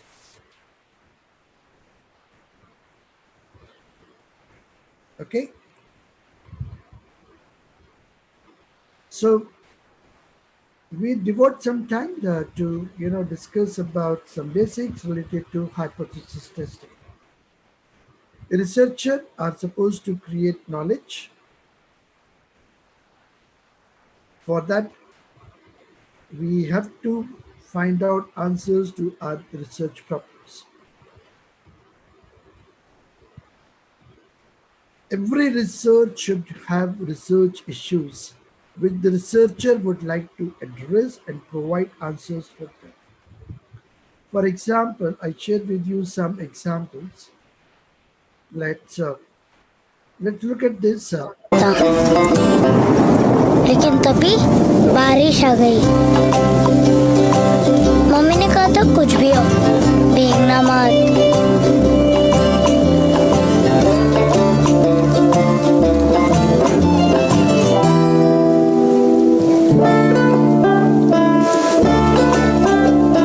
बारिश ने मेरा solid Pappu बनाया और अब बीमार भी मैं। बारिशों में बच्चों को भीगने से रोकना आसान है, पर जर्म्स को रोकना, इसीलिए डाबर च्यवनप्राश। इसमें है आंवला, अश्वगंधा जैसे 41 आयुर्वेदिक हर्ब्स जो बारिश में भी बनाए immunity.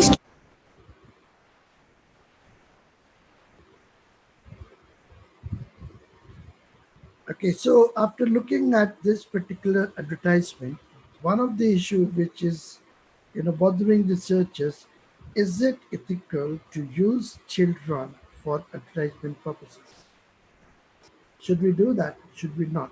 That is something which we would like to answer. Okay, of course, for that you need some data, but you should have a research question which you would like to answer. Let me take another example. Somebody is working on analyzing the impact of the non-performing assets of Indian banks, and the hypothesis is how NPA levels will affect the profitability of the bank. That's the issue, the research issue, and which is to be answered by taking data and analyze data.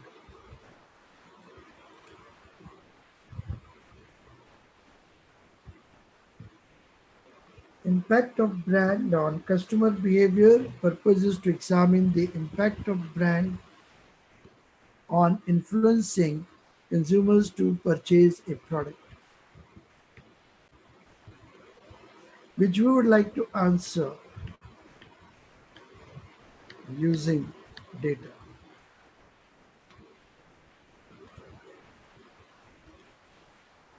So friends, all this shows important role of the research issues with which the researchers are confronting, and they are answered by making necessary hypotheses, and which are supposed to be put on test for coming out with necessary inferences. To test the hypothesis, a researcher collects data and uses the statistical tool for hypothesis testing for proving or disproving the research hypothesis.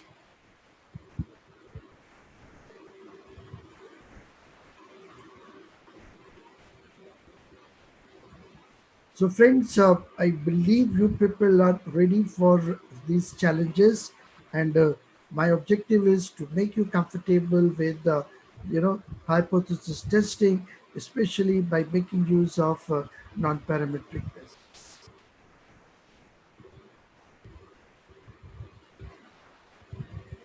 So friends, let's move ahead into our journey.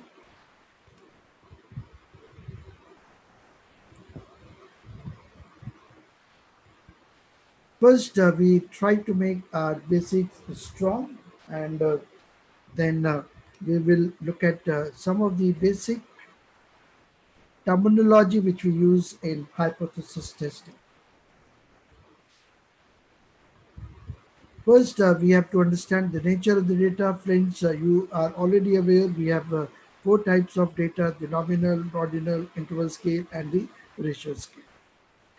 I'm not discussing them in detail because I believe that you people understand the type of the data with which you are working.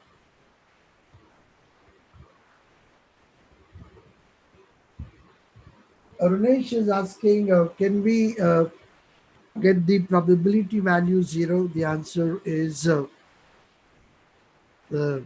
okay. Let me answer it diplomatically. If you get a value something like 0.00000005, so theoretically it's not equal to 0, but practically you will find it is coming to be 0. So if you ask me theoretically, is it possible to get the p-value 0? The answer is no. You will never get it theoretically. But for practical purposes, you'll find the softwares are giving you value 0. That means it is approximately equal to 0. It is close to 0, but not 0. That's how you can interpret it. Mr. Arunesh, I think this explanation is clear to you.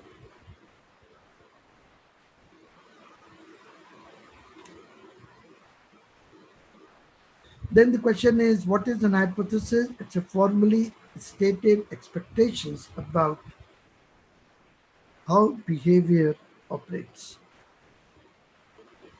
What do you expect? That is your hypothesis. Okay?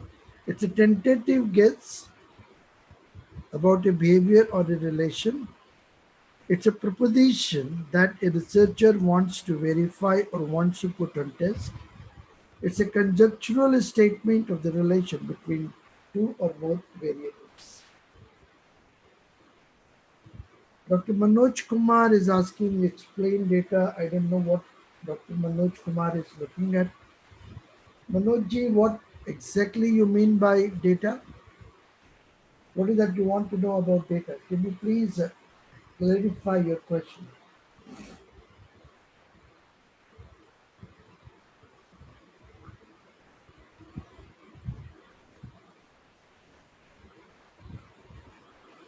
If we go for hypothesis testing, you will find it has basic elements. You have to formulate a null hypothesis and alternative hypothesis. Select a suitable test statistics, define a significance level, define a decision criteria. If there is a need to make assumptions, you make assumptions, do the experiment, get the data and do the calculations, and finally come out with the conclusion.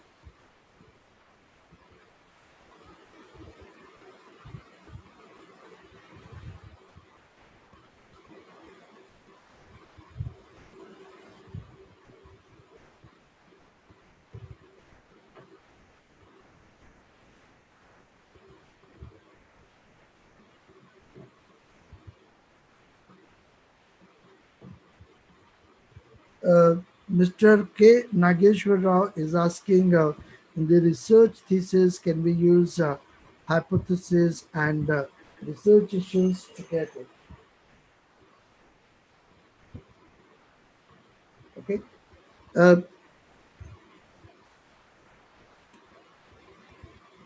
Mr. Rao, I think we must appreciate the difference between research questions and research hypothesis.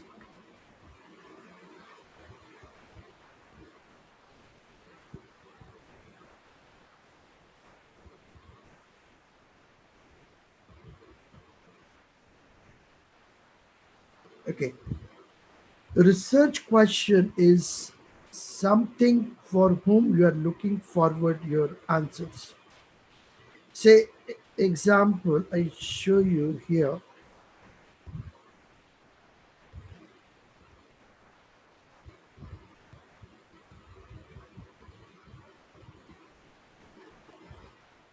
Does brand influence consumers to purchase a product? That's my research question. I repeat, does brand on does brand impacts on the consumer behavior while consumers are buying a product or a good? That's my research question. For that, you may make an assumption, and that is brands may have a positive impact on the purchase, on the consumer behavior to purchase a particular product. That's your hypothesis, what you believe about it. Okay, to answer that, maybe you formulate a hypothesis and then you put that hypothesis on test, and depending upon the conclusions of the hypothesis testing, you will answer your research questions. So yes, Mr. Rao, you can have both the research questions and research hypothesis simultaneously at the same time in your thesis. Both are having different focuses, both is having different orientation, no contradiction among them. One leads to the other. That's what we have to understand.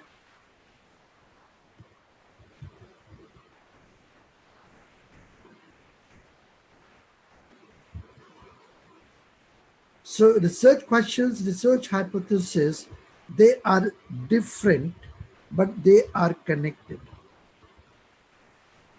You cannot have research hypothesis without research issues and research questions.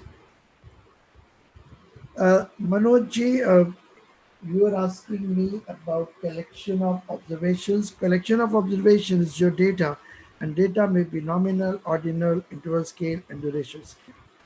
That's how I can answer it. If you're still looking for something else, you please put it in the check box.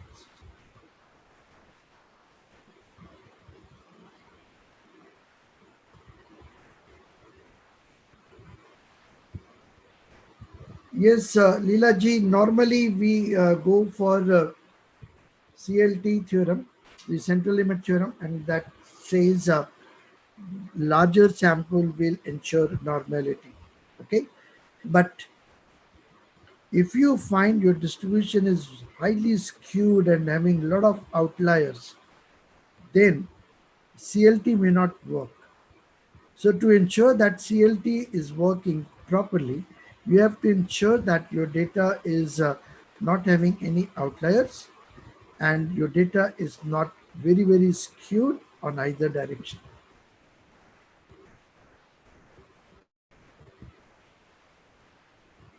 Yes, data is collection from observation. Data may be secondary also. It depends what kind of data you're collecting.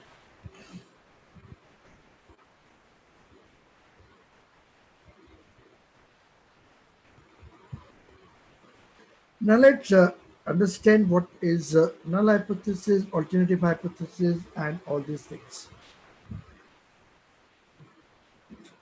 Hypothesis we defined, the stated expectations about a behavior which the researcher is planning to test.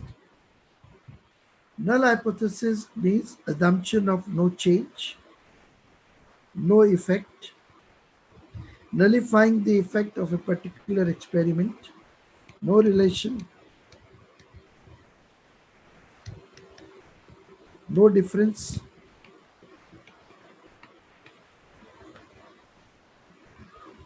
something that maintains status quo. That will be your null hypothesis. And if your null hypothesis is rejected, what is true, that will be your alternative hypothesis,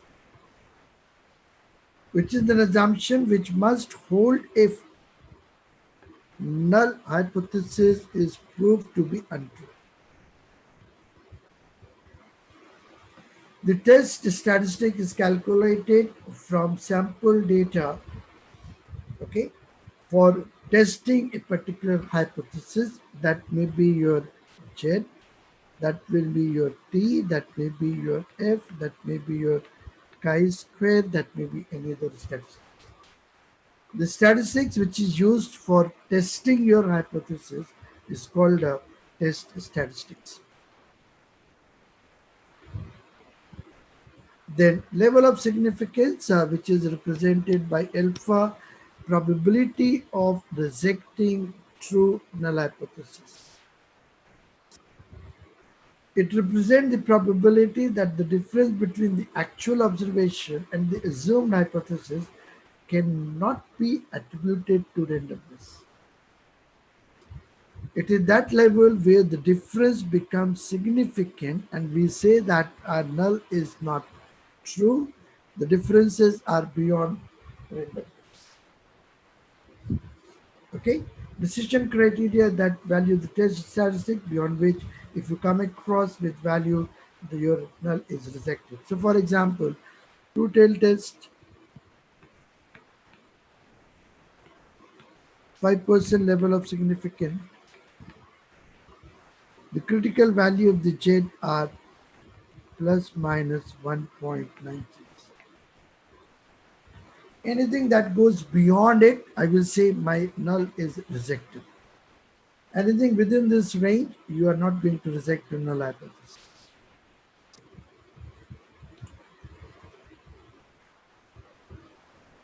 Every test is having two tails depending upon where you have the rejection region.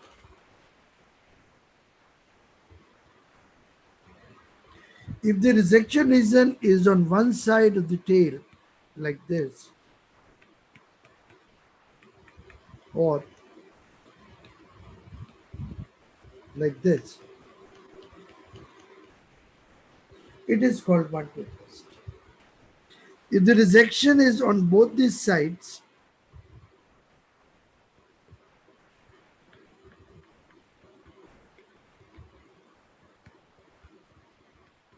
then it will be called two-tailed test.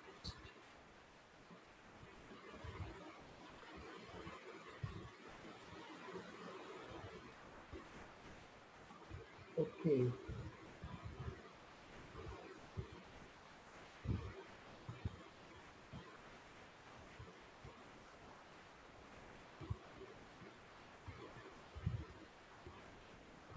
Right.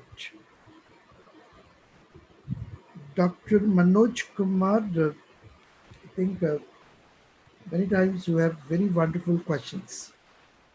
Thank you. You're talking about T, Z, chi-square, etc., etc. Are they sampling distribution?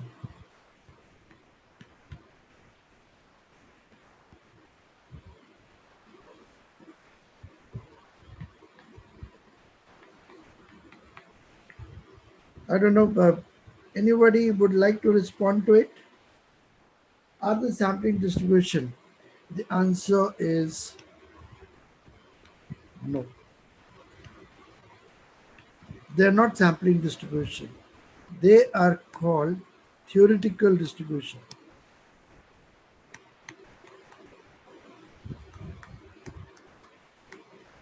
But sampling distribution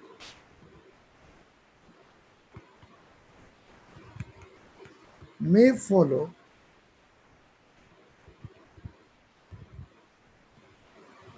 any one of them.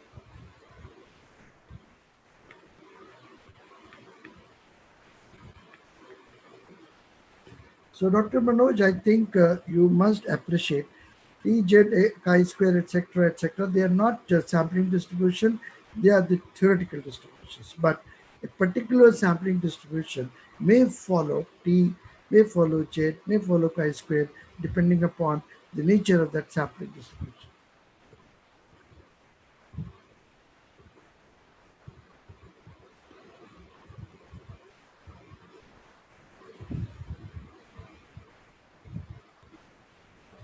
Okay. Leela ji, you're asking me if the alpha is the probability of rejecting a true null hypothesis, then what this P is doing there?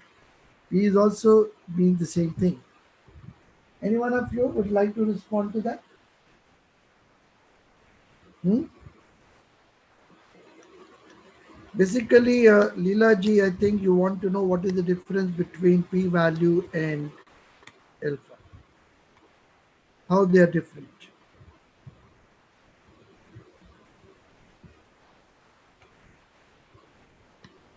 Alpha is predefined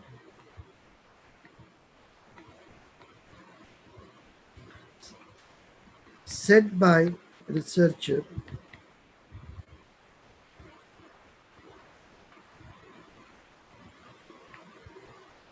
and normally you will find three levels of significant are defined: 10%, 5%, and 1%. On the other end, p-value is calculated from actual.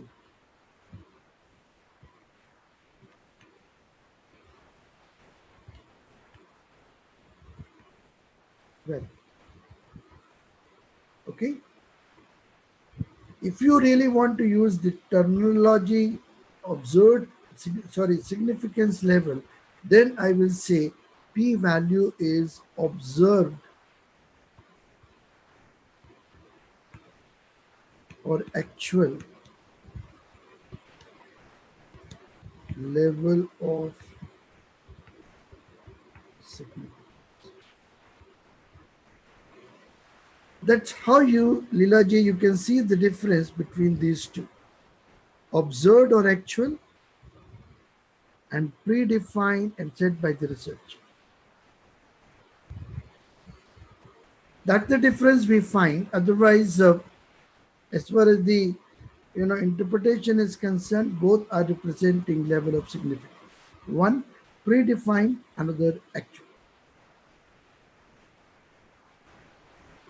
Yes, Babita is saying you're right. Alpha is predefined, and Sakshi is saying p-values from actual data, and we decide alpha. Absolutely right. Thank you, Babita ji and Sakshi, for responding to the questions of Leela.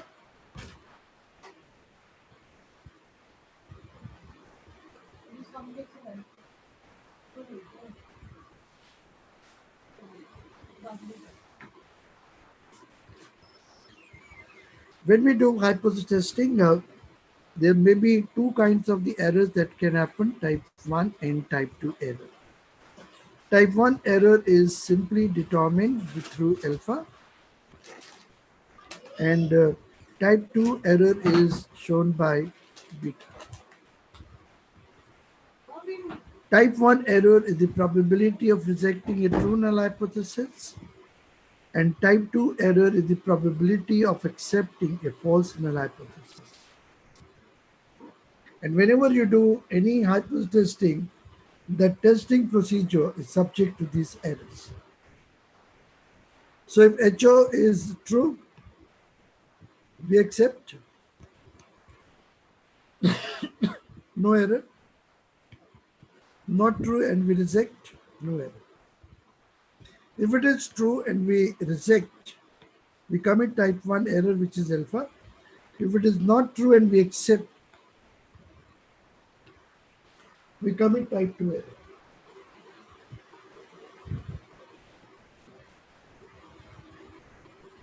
Every test has a power, and power of a test is defined as 1 minus beta, that is the probability of accepting a true null, rejecting a false null hypothesis.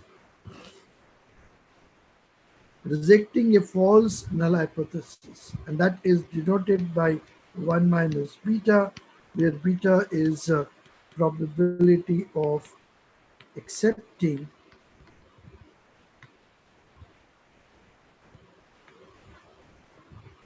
false null hypothesis. Okay, and this is equal to 1 minus beta. And friends, by having a larger sample set, you can increase the power of test.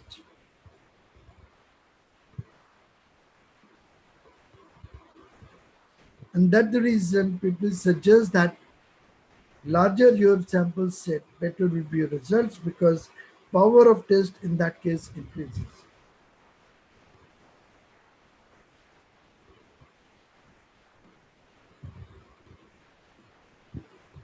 There are two ways through which you decide whether a null is to be accepted or rejected. One, on the basis of the critical values, which we get from tables, like you have a Z, actual, critical value plus minus 1.96, two-tail at 5% level of significance, normal distribution. That value we get from the table and compare and take a decision. But nowadays, we don't follow this approach. Software gives us the p-value, and on the basis of that, we decide whether the null is to be accepted or to be rejected.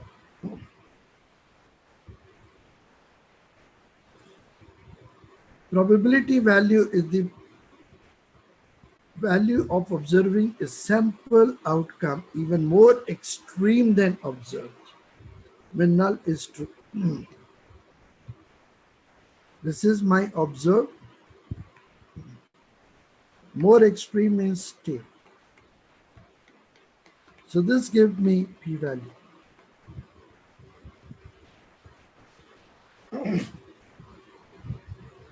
The smaller the p-value, it means the smaller are the chances that variations are due to the randomness, and therefore we have reasons to reject our null hypothesis. And it is also called sometimes observed level of significance. It provides an alternative way to decide whether null is to be accepted or rejected, and it allows software to work independent of the significant level of the user, and it gives flexibility to the user. Dr. Manoj is asking type 1, type 2, which one is more serious? It depends upon the nature of the problem. Okay.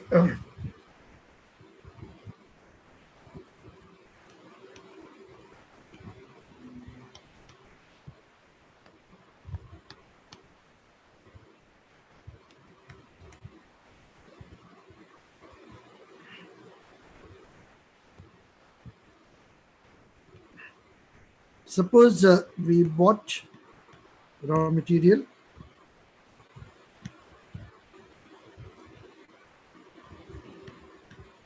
which is supposed to have 5% effective.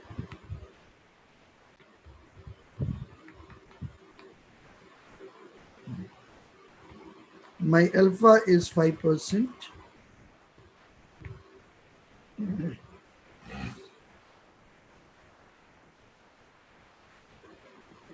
I reject it.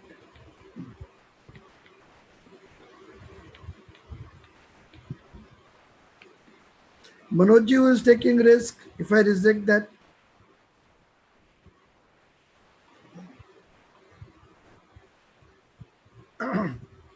who's taking that risk? If I reject, the lot, the supplier will take a risk. The supplier will hit it because it's a good one and I have rejected it. Okay. Beta is my type 2 error. That means accepting a false null hypothesis. That means my material is having more defective and I have accepted it. That means that's my risk, the consumer risk.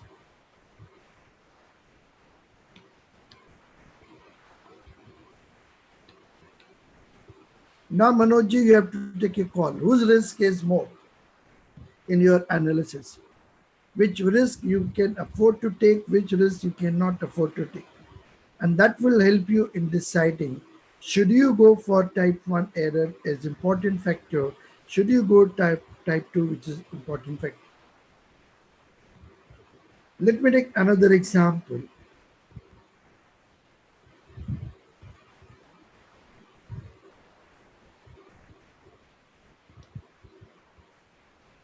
type 1 and type 2.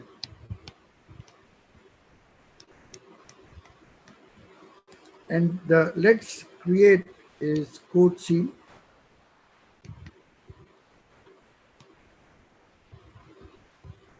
Can any one of you tell me what is the assumption with which judge proceeds in any case?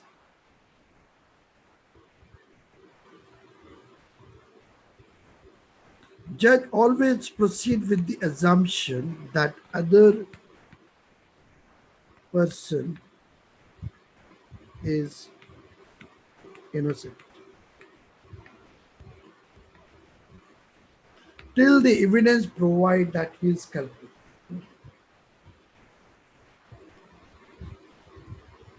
Okay. Now, in this case, what do you think? Which error will be important for the judge? Type 1 or type 2? Type 1 is the assumption was true, but we have rejected. That means the person was innocent, but we are declaring it as criminal. That's my type 1 error. On the other hand, the person was criminal and we accept that he is not criminal, which is more serious concern for the courts and the judges and the Supreme Court. And you will find in the law it is more concerned with that innocent should not be punished. That's more important for them. The criminal may be, let free, but no case they would like to, declare innocent person as a criminal person. So for a judge, type 1 error will be more important as compared to type 2. So Manoj, I think you are able to appreciate what error is important for. We have no clear-cut answer. It depends upon the situation. And according to that situation, you have to take a call which is important and which is not important.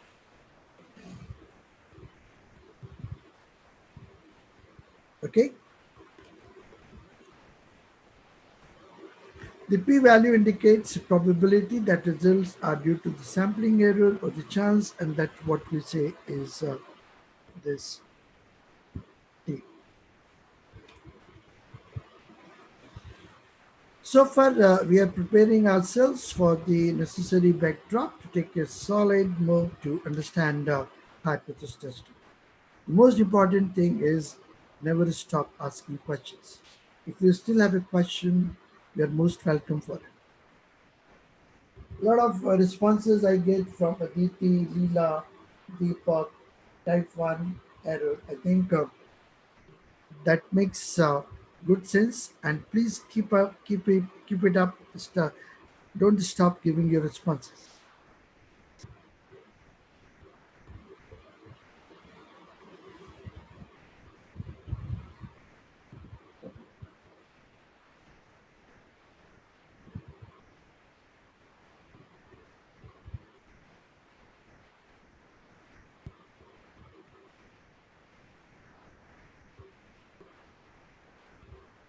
No?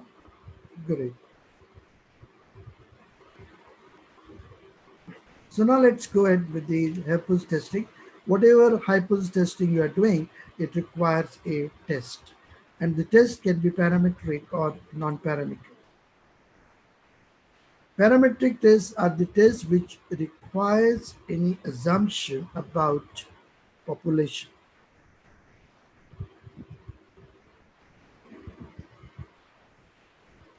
If you make any assumption about any parameters of the population, any assumption about its behavior, then it will be called a parametric test. Like assumption about normality of the probability distribution, the variance of population is known, If you make such assumptions, then, friends, you are making use of parametric tests. And these tests are normally applicable when you have the interval scale data or the ratio scale data. These tests are very rich, highly developed, and very, very powerful in their assertions.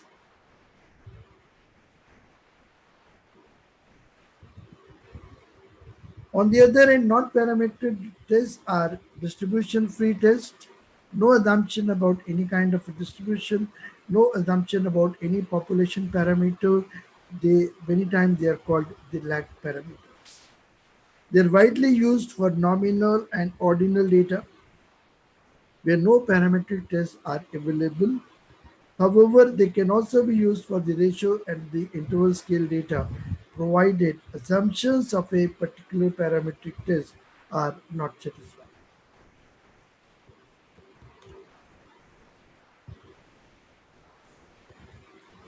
These tests are not very powerful as compared to the parametric test and not very strong in their assertions. Non-parametric statistical tests are typically much easier to learn and apply, and they normally convert numbers into ranks or runs or signs. In that process you lose the information and therefore they are not very powerful.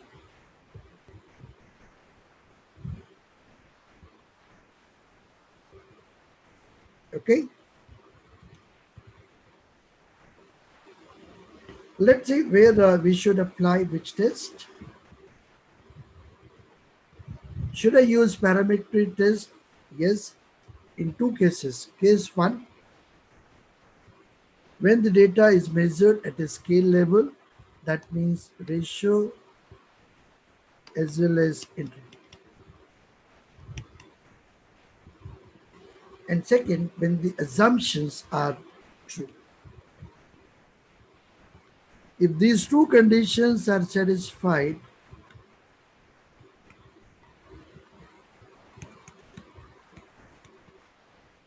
then use parametric. Otherwise, use non-parametric.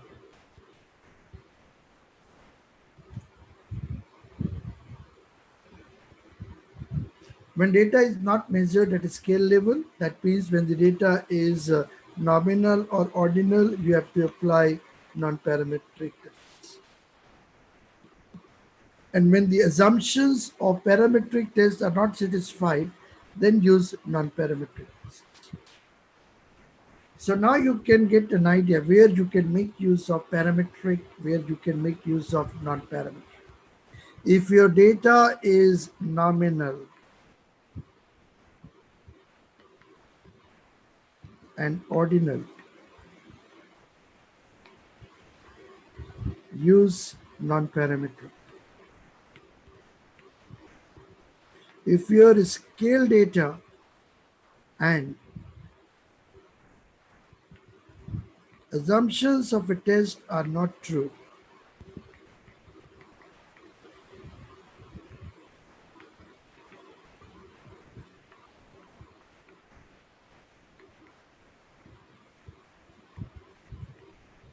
then use up the non-parametric tests.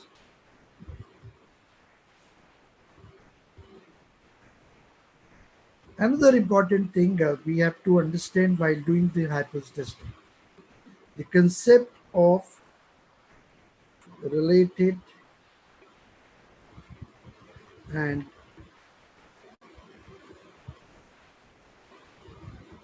unrelated sample.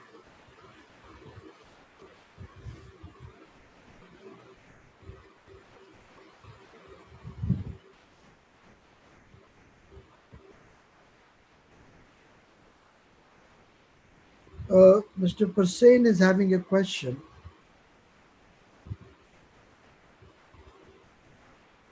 How do we know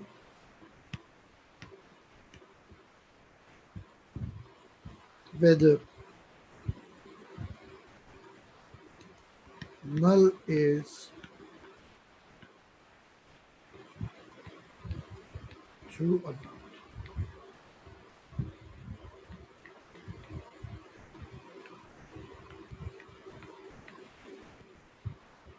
Charu, are you listening me?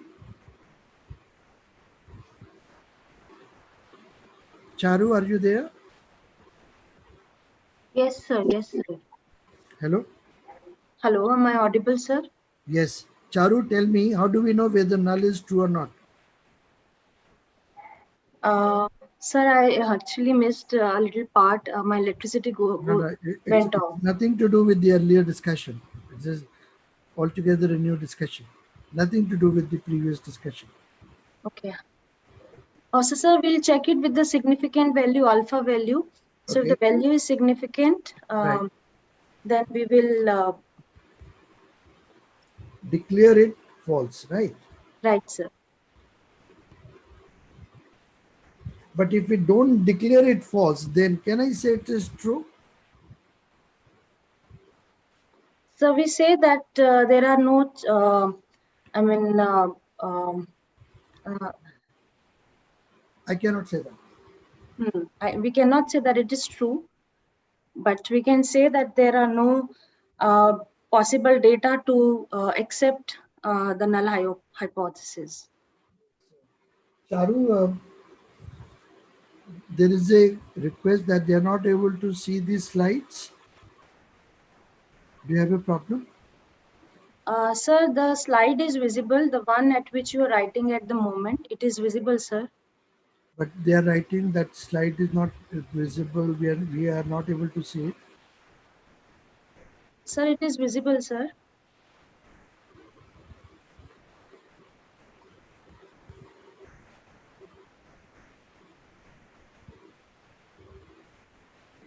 Friends, please check your connectivity. I think there might be some issue at your end, because I don't think some problem is at my end. Charu is also verifying the same thing, and hopefully you have to check at your end. Okay, coming back to this question now, whether the null is, how do we know whether the null is true or not? Prasen, if you reject a null hypothesis, then you are, probably sure that it is a false null hypothesis. Data does not provide you the evidence for the truth for that particular the evidence. But if we are not able to reject it, then there is a question mark. When I'm not sure that whether my null is correct or not, I typically take back to my example of judge. If the judge is declaring a person innocent, do you think he was really innocent? You know what is said, judge? In the lack of proper and sufficient evidence, I cannot hold this person guilty. He never say that he is not guilty. He will say that there is no evidence to support that he is guilty. What is the reality? I do not know. Okay, so that is what you have to understand. It's very difficult to know what is the ultimate truth behind the null hypothesis.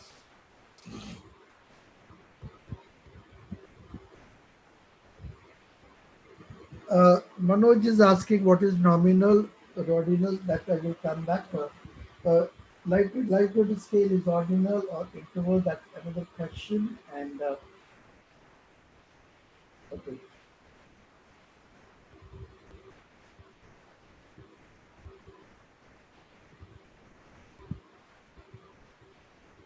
Sakshi, I do not know what you understand by the Likert scale.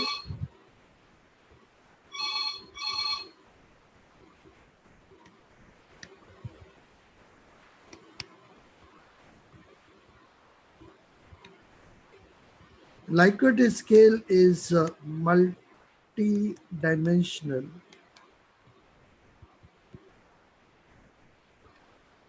and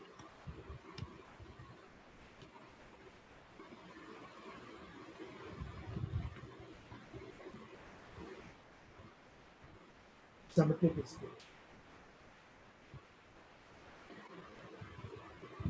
What does it mean? It means, suppose I want to measure satisfaction.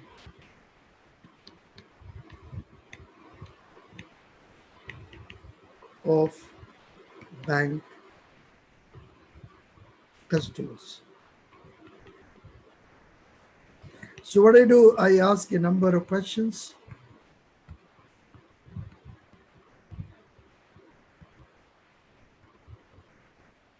And I look for their responses in terms of, strongly disagree, disagree, neither agree, nor disagree, agree, strongly agree, something like that. Okay? Then, if I pick only one item,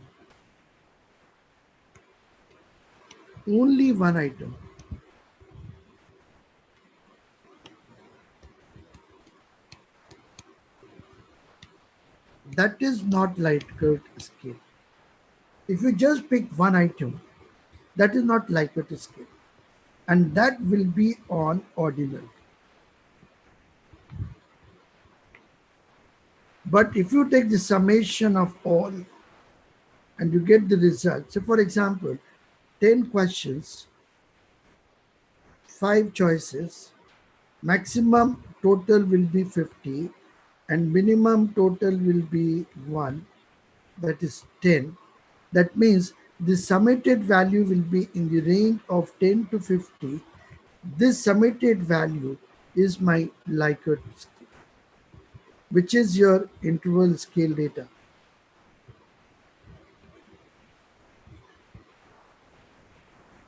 But individual component of it is not, Likert scale.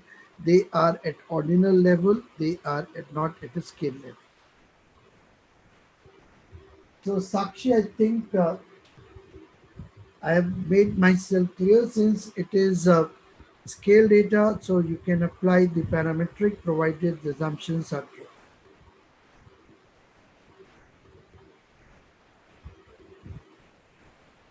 Then we have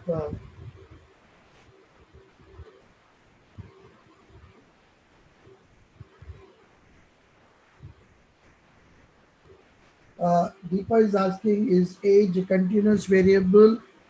Yes, age is the continuous variable because a person can have age of say 20 years and say 20.2 years, 20.5 years. It can take any values. In that sense, I'm saying the age is a continuous variable. So Deepaji, age is yes a continuous variable, but many times you get a response about age like this. Age below 18, 18 to 25th, 25th to 30. If you take information or collect data like this, then it will not be continuous. Because I will be, coding it like 1, 2, 3, 4, and so on. Then this will be your ordinal data because there is an order in it.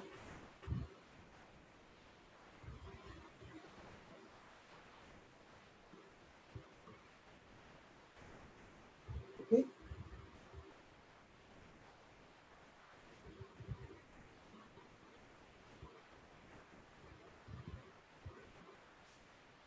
Now let's come back to related and unrelated samples. That concept is also important for analysis purposes. Related samples are those where the observations in one has some relation or influence on those of the others. If you are grouping on the basis of variable,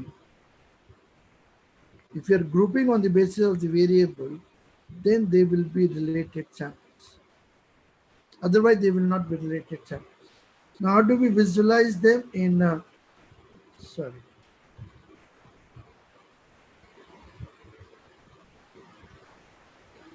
like this. So if you take variable 1, 2, 3, 4, then all will be taken as related. If we take variables fixed time and stock level, for example, they will be my two related samples. If we make group on the basis of designation on the basis of a variable, then we call it unrelated samples. Whenever you are working with unrelated samples,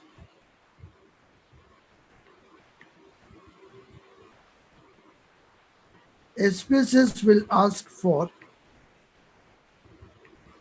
grouping variable.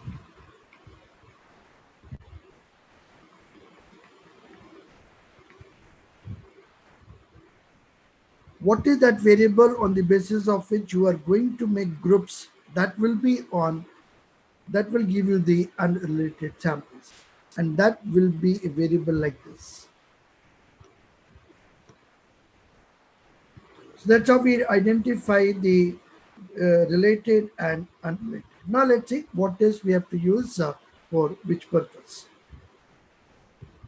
So let's take a test related to nominal data. If you have one sample and you are having the nominal data, you have two categories, then you can use a binomial test. And if you have more than two categories, then you should use chi-square test.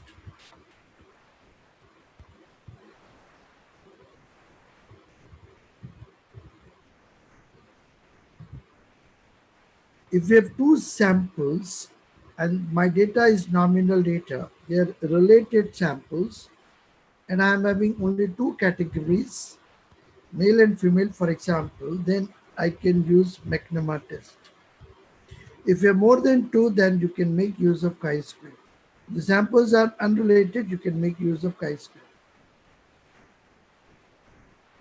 If you have more than two samples and they're related, two categories, then we use the Cochrane Q test. Otherwise, we use chi-square. So friends, you will see in nominal data, most of the time we make use of chi-square, barring the binomial, the McNamara, and the Cochrane, where you have typically two categories.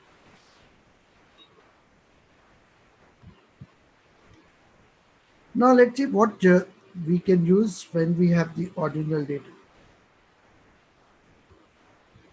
If you have one sample, goodness of it, then we use a KS test.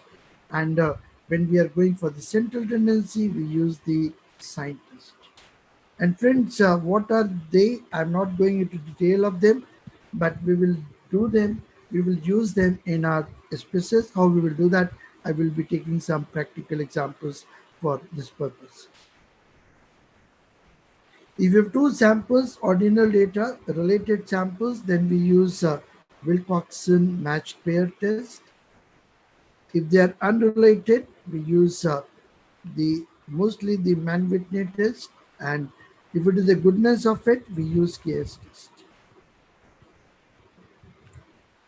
And if we have more than two samples and the samples are unrelated, then we make use of what is called, the median test or Cruxel-Wallis test, if they are unrelated. And if they are related, we use Friedman's two-way analysis of variance by Brett.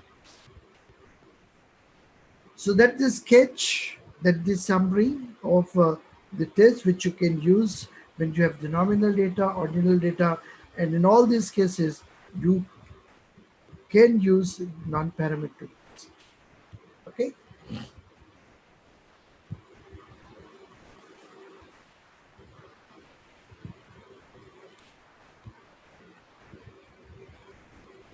Then non-parametric test can also be used for measures of association or correlation. We all know that measures of association is a numerical number that tells me the strength, degree, and direction of relationship. You call them as measures of association, you call them measure of correlation, they're conveying the same meaning. Let's see what are the measures of association for nominal data.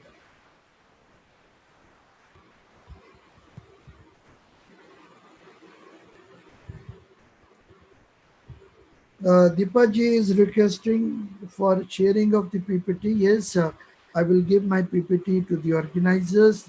They can share with you. Yes, sir. Okay. So let's see what are the measures of association for the nominal data. For nominal data, we use chi-square most of the time, but we have a problem with the chi-square because it only tells me whether relationship exists or not, but it doesn't give me the degree of relationship. And chi-square is highly sensitive to sample size. To avoid these pitfalls, we go for other measures of association for nominal data. And for that, we use what is called a Kramers contingency coefficient. And the value of it is always lying between 0 and 1.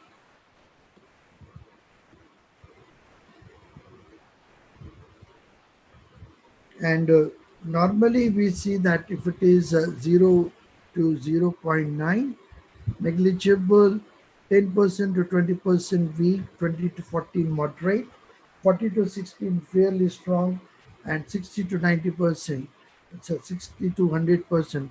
That means we have a very strong relation between the variables. Like here, I want to see whether is there any relationship between the gender and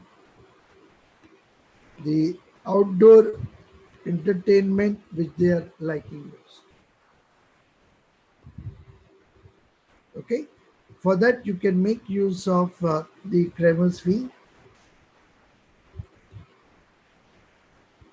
and we get 0 0. That means there is a significant relation.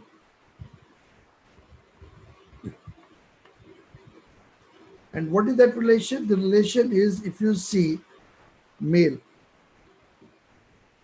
most of the males prefer what?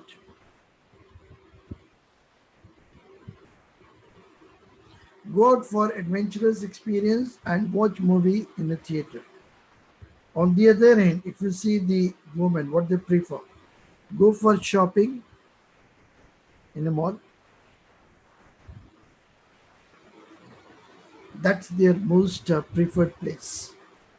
So yes, gender will decide what kind of entertainment measure, entertainment mean we are using.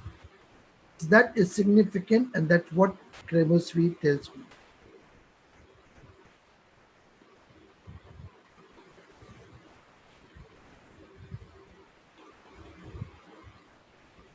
Now let's see what are the measures of association for the ordinal data.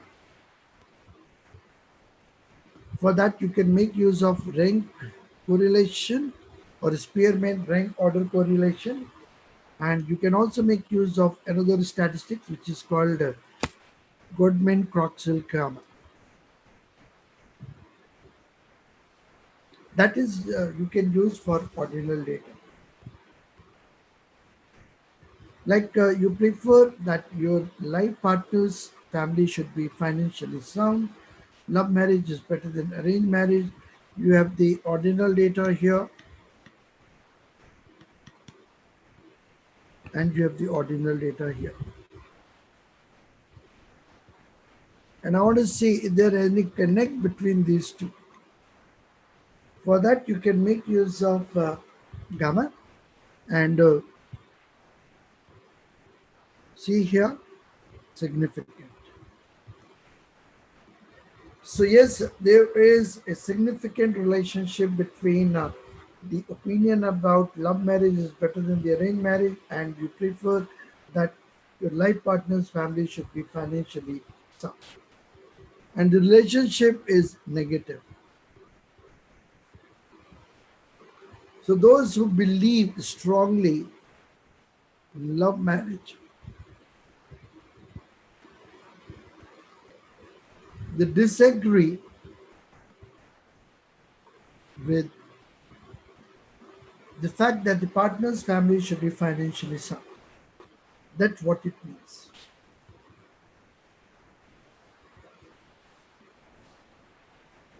Okay, Chetraj Abbas is asking me again, what is the difference between related samples and unrelated samples? Okay, I give an example.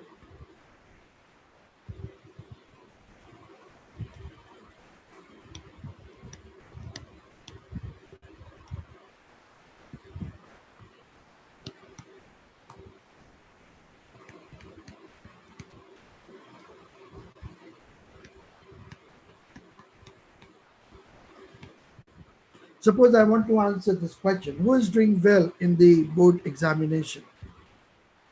Is it boys or is it girl?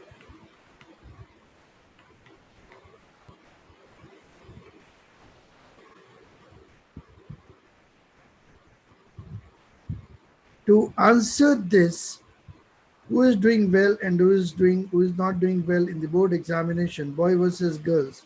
In this issue, I am having two samples.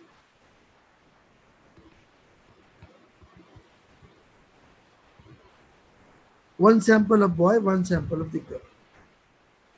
And whosoever is a boy cannot be a girl, whosoever is a girl cannot be a boy. Both are independent of each other, no relation between them, no commonality between them. Such samples are called independent samples.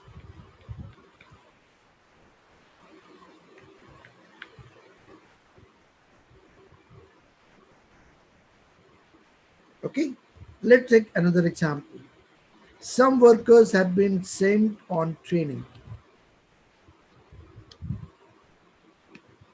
What we did, we looked at their productivity data before training and after training.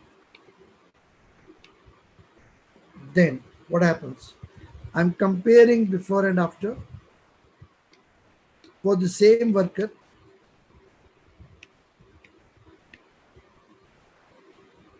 Before and after, same worker. Same person, you have a data before and after.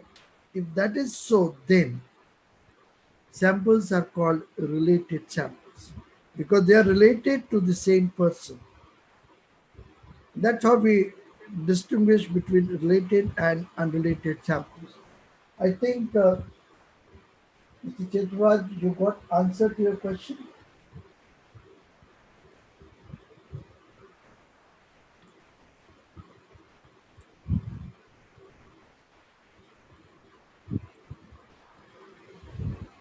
Let's do some practice about it and see how we can.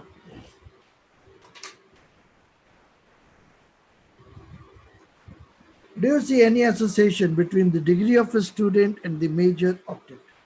Do you see the BBA people will like for accounting, finance, and other courses, or the DBA or MBA? What kind of a major people will like to do that? Is there any connection between the major and the degree?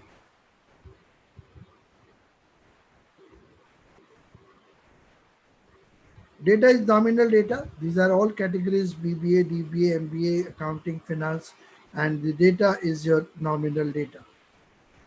And we are looking for association between the nominal data. How do we do it? Let me take the data.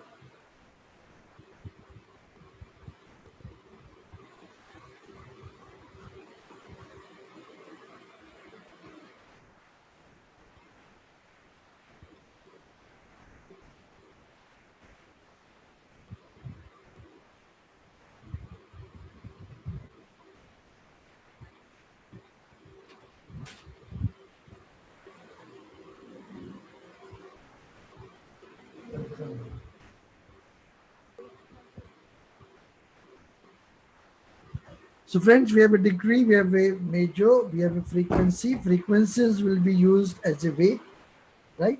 So you have to on the weights. So go to data, weight cases, and weight cases by frequency.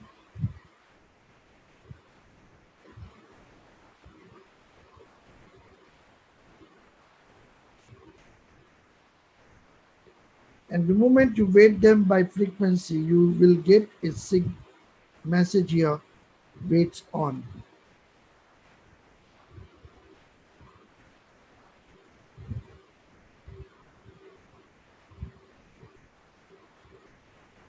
Person Pawar is asking me, can we say the related samples are dependent upon each other? The answer is yes, you can say that. There is a relation, there is one is dependent upon the other. Yes, Prasenji, you can do that. Okay, so let's see how do we do this. So go to analyze, descriptive statistics, cross step.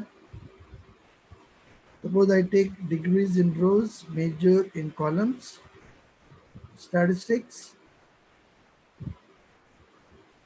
phi and Kramers V.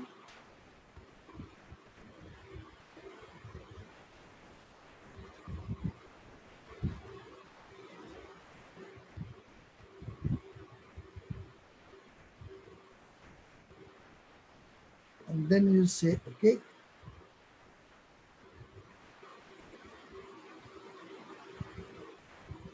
And that's the result we get. Significant. That means there is some relation between the degrees and the major. And you will find BBA people are preferring accounting.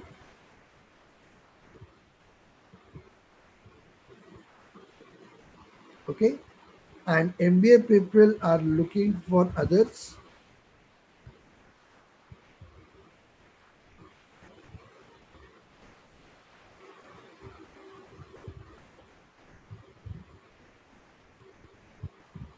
And DBA is also looking for others. So yes, the degree is impacting the choice of the major. That's the conclusion we get.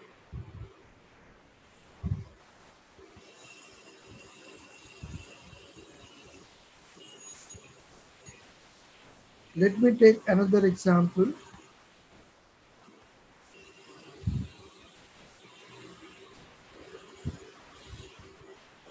Do you think is there any relationship between the credit rating of the IPOs and the credit rating of the issues of the debt instruments and the fact whether they are oversubscribed, fully subscribed, or undersubscribed?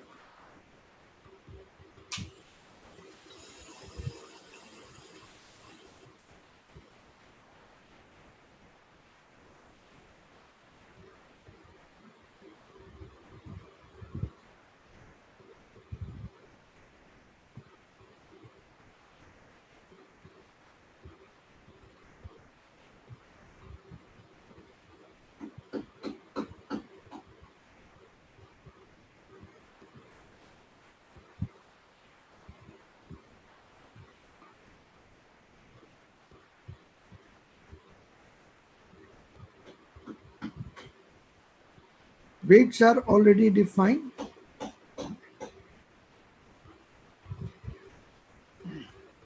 Now we are ready for the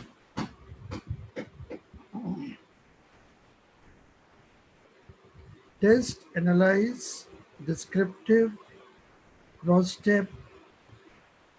Suppose I take response of the public in rows, credit rating in the column, statistics is the phi and the Kramers.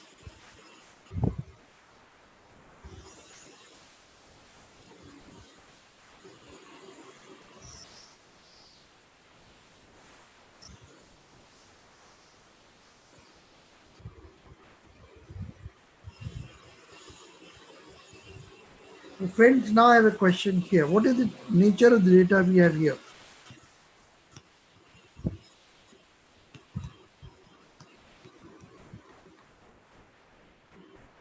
Who will tell me? Is it nominal or is it ordinal?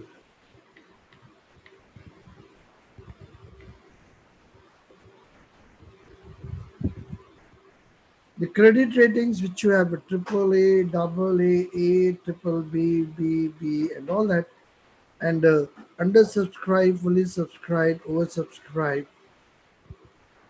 What is the nature of the data we have? Ordinal or nominal? Charu कौन सा है ये? जी sir. कौन सा data है ये? Nominal or ordinal? It's nominal data, sir. Huh? Nominal, sir. Okay. Can't you order them? Don't you see that A, triple A are more safe as compared to double A? Don't you see an order here? Yes, sir. It's categories are defined. Categories are defined, but they are orders, right?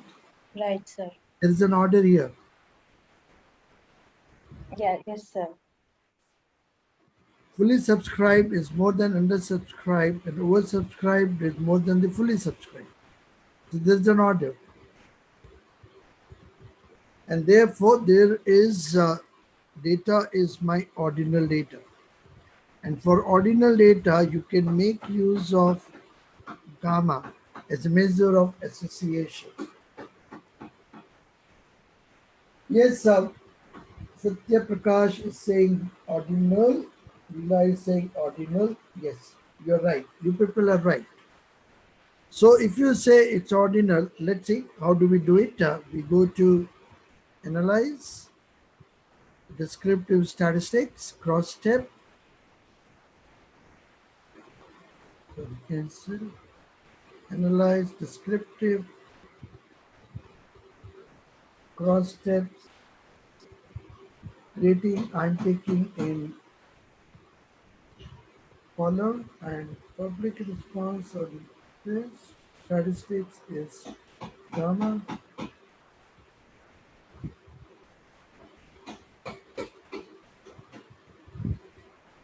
Coming to be significant,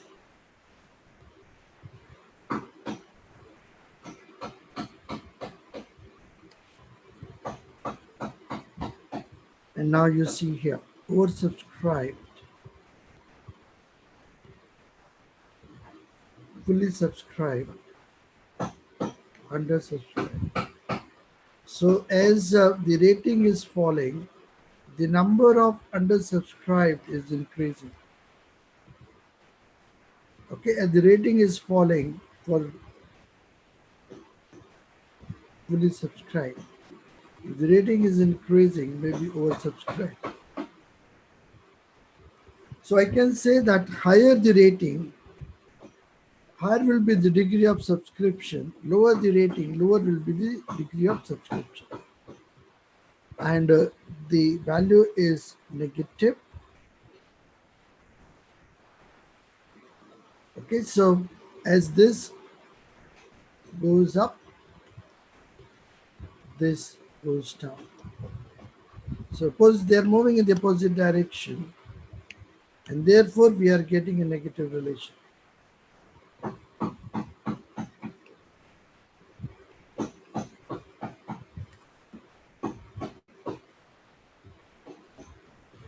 This I'm just leaving for you. You can try yourself. Okay. Please give your preference for the following jobs. 1 not preferred, 2 least preferred, 3 preferred, 4 is highly preferred. What should be the null hypothesis here? What is the nature of the data? The nature of the data is ordinal. Because there is an order. Okay. How many samples we have? One for job A, another for job B, another for job C, another for job D.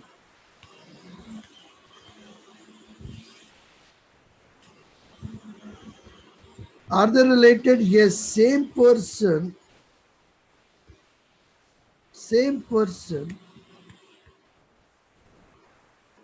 is responding to all of them.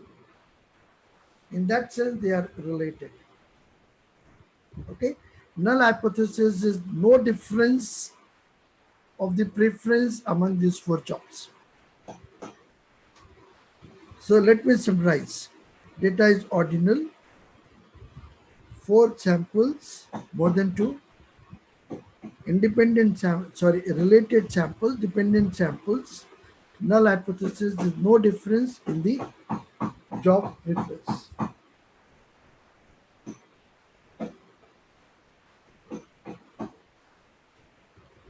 And let's see how can we do this.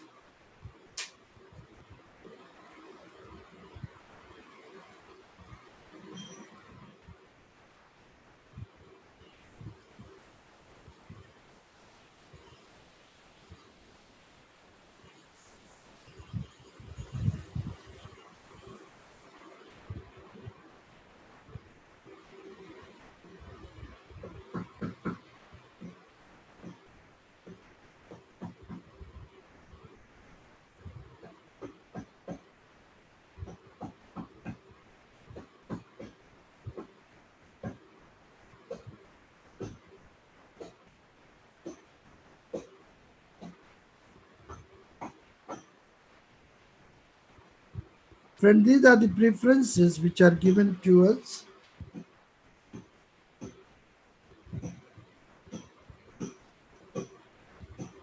And we have to test it. And the test which we are going to use is the non-parametric test and more than two samples, related samples. So go to analyze, non-parametric tests, legacy dialogues, K related samples.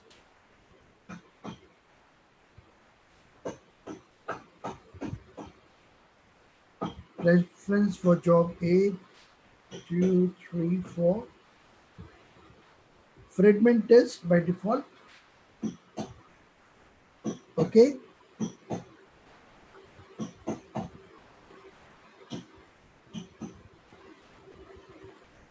Not coming to be significant.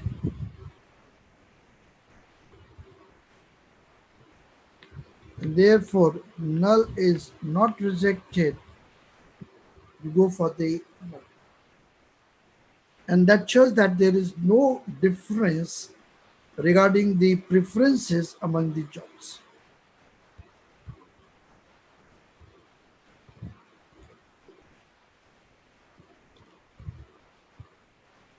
Okay, let's take another example.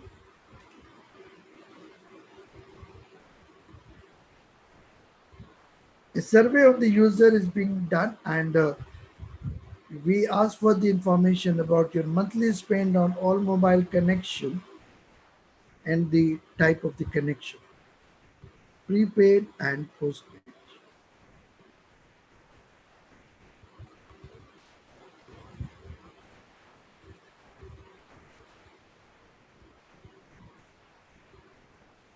Null hypothesis is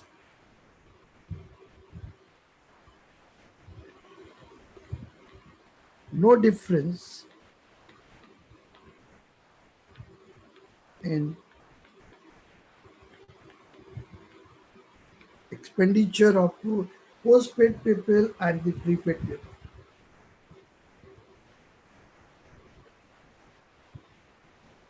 And the data is ordinal data.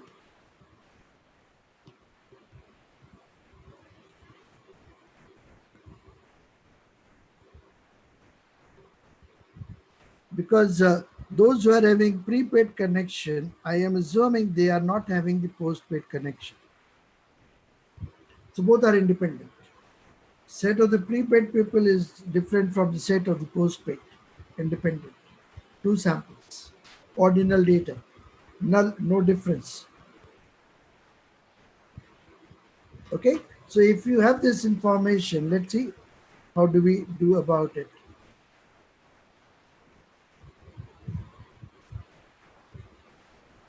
So we have the pre-page and usage. That's the data which we have.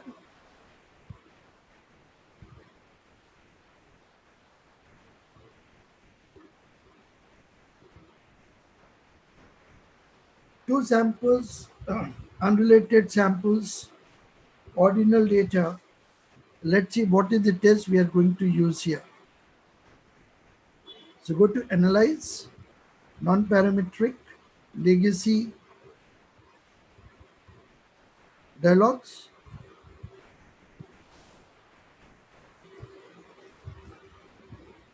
Two independent samples.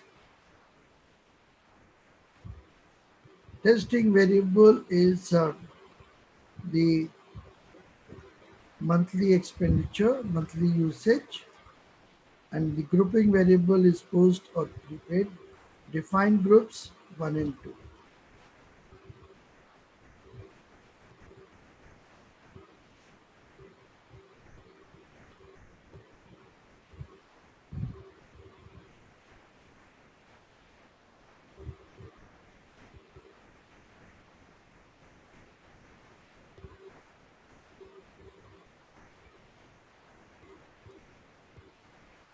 And then you say continue. Now you can recall two samples, related samples, two samples, unrelated or independent samples, ordinal data. In that case, we use Mann-Whitney U-test.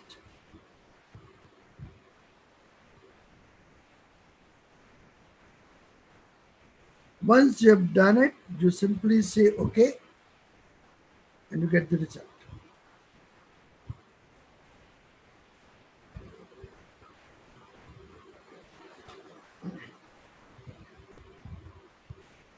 And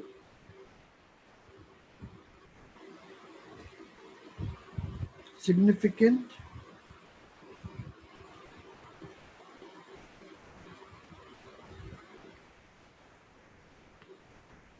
that means there is a difference in the usage of the prepaid and the postpaid. And who is paying more? The postpaid people are paying more as compared to the prepaid people. That's my conclusion.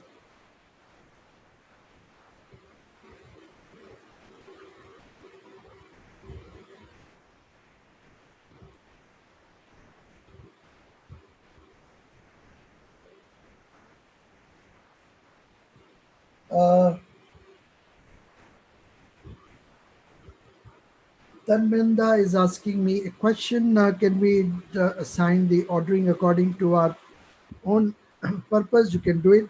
Coding is your job. Coding is your right. Whatever number you want to give to any code, you can do that. So I've taken 1, 2, 3, 4, starting with the AAA as 1. You can do the reverse, no problem. That you can do.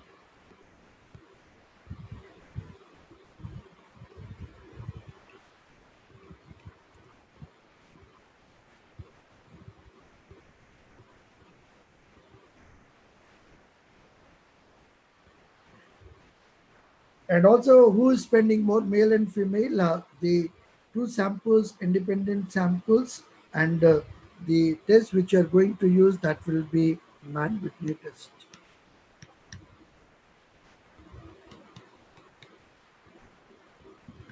So that you can do it yourself. I'm not going to do it again for you.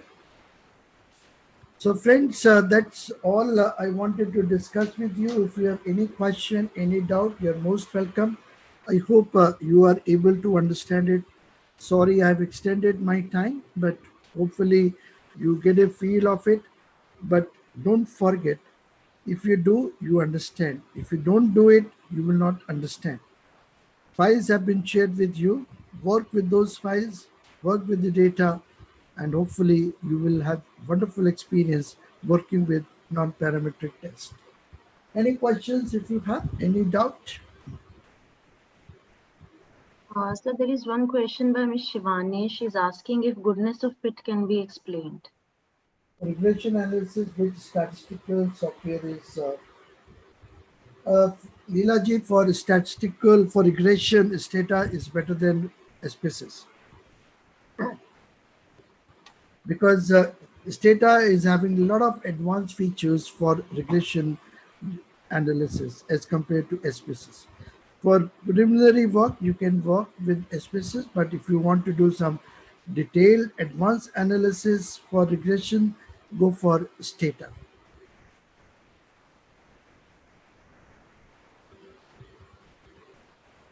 Charu, I'm Please. sorry, you said Shivani is asking a question. What? Sir, goodness of fit. What is the question? So the question is, she is asking if goodness of fit can be explained. She want to know what is goodness of it. Ji, sir. Okay.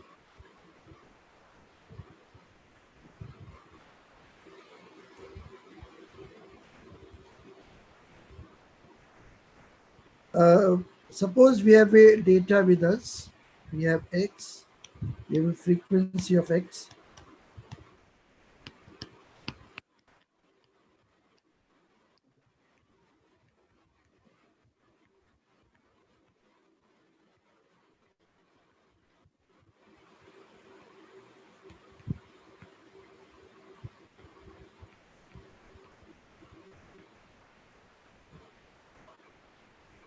Suppose we have a distribution like this, and we want to know that whether the normal distribution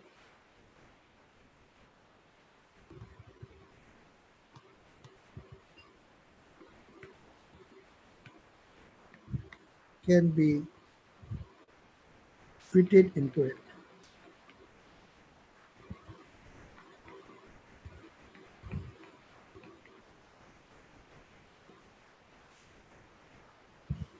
Whether the normal distribution can be fitted into it. If you do this particular exercise, this will be called goodness of fit. You want to check how normal distribution is having goodness about fit in this particular data. So that for this purpose, you can make use of KS test.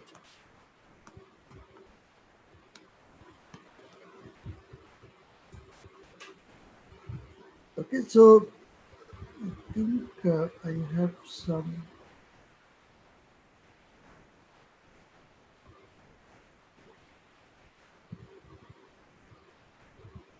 Okay, so for example, if you remember, we were talking about the data, tensile strength data. Do you think that tensile strength data is normally distributed? So what I'm doing is I'm seeing how best my normal distribution fit to my given data. That exercise is called goodness of fit. So, Leela ji, besides Gujarati, you can refer to another good book, that's Woolridge. Woolridge is also a good book on econometrics. And there is another book which is equally good, that is by Hill. There are two, three authors. I don't remember the name of the other authors, but if you search for Hill, you will get a wonderful book on econometrics. And Leelaji, Hill and others also have a book on Stata. So econometrics through Stata. So if you really want to work with the Stata, you can make use of that particular book. You will Google it, you can find that particular book.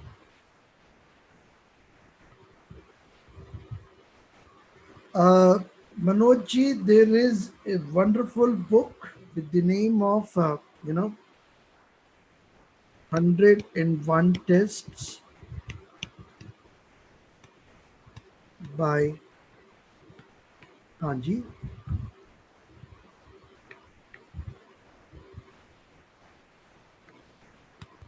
And that book gives you very detailed discussion about all possible, the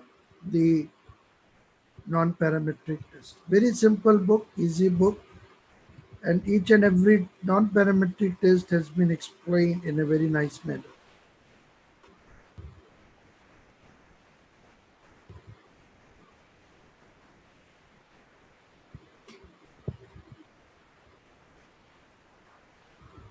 So Charu, I'm not seeing any other question. If you Yes, sir. see a question, you let me know. Otherwise, we wind up the session, right? Yes, sir. We actually do not have any further questions in the chat window, sir. You have taken all the questions side by side. Right. So you can say bye to everyone. Thank you, sir. Thank you very much. And it's my privilege to propose a vote of thanks for this session. Thank you very much, Professor C.P. Gupta, sir, for this Thank you. informative and most importantly, participative session.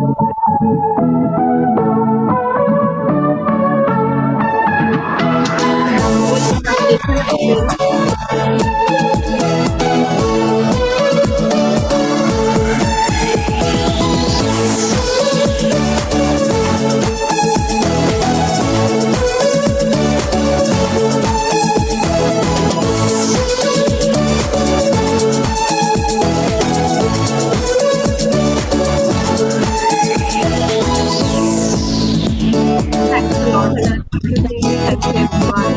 We'll meet on Tuesday. Have a very happy and knowledgeable weekend and keep looking to all of you.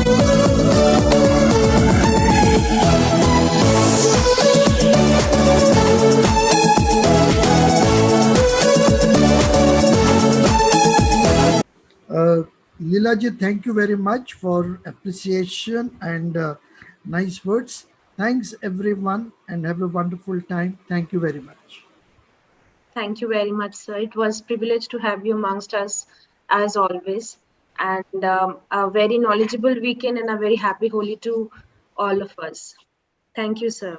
On behalf. Thank you. Thank you, sir. Thank you.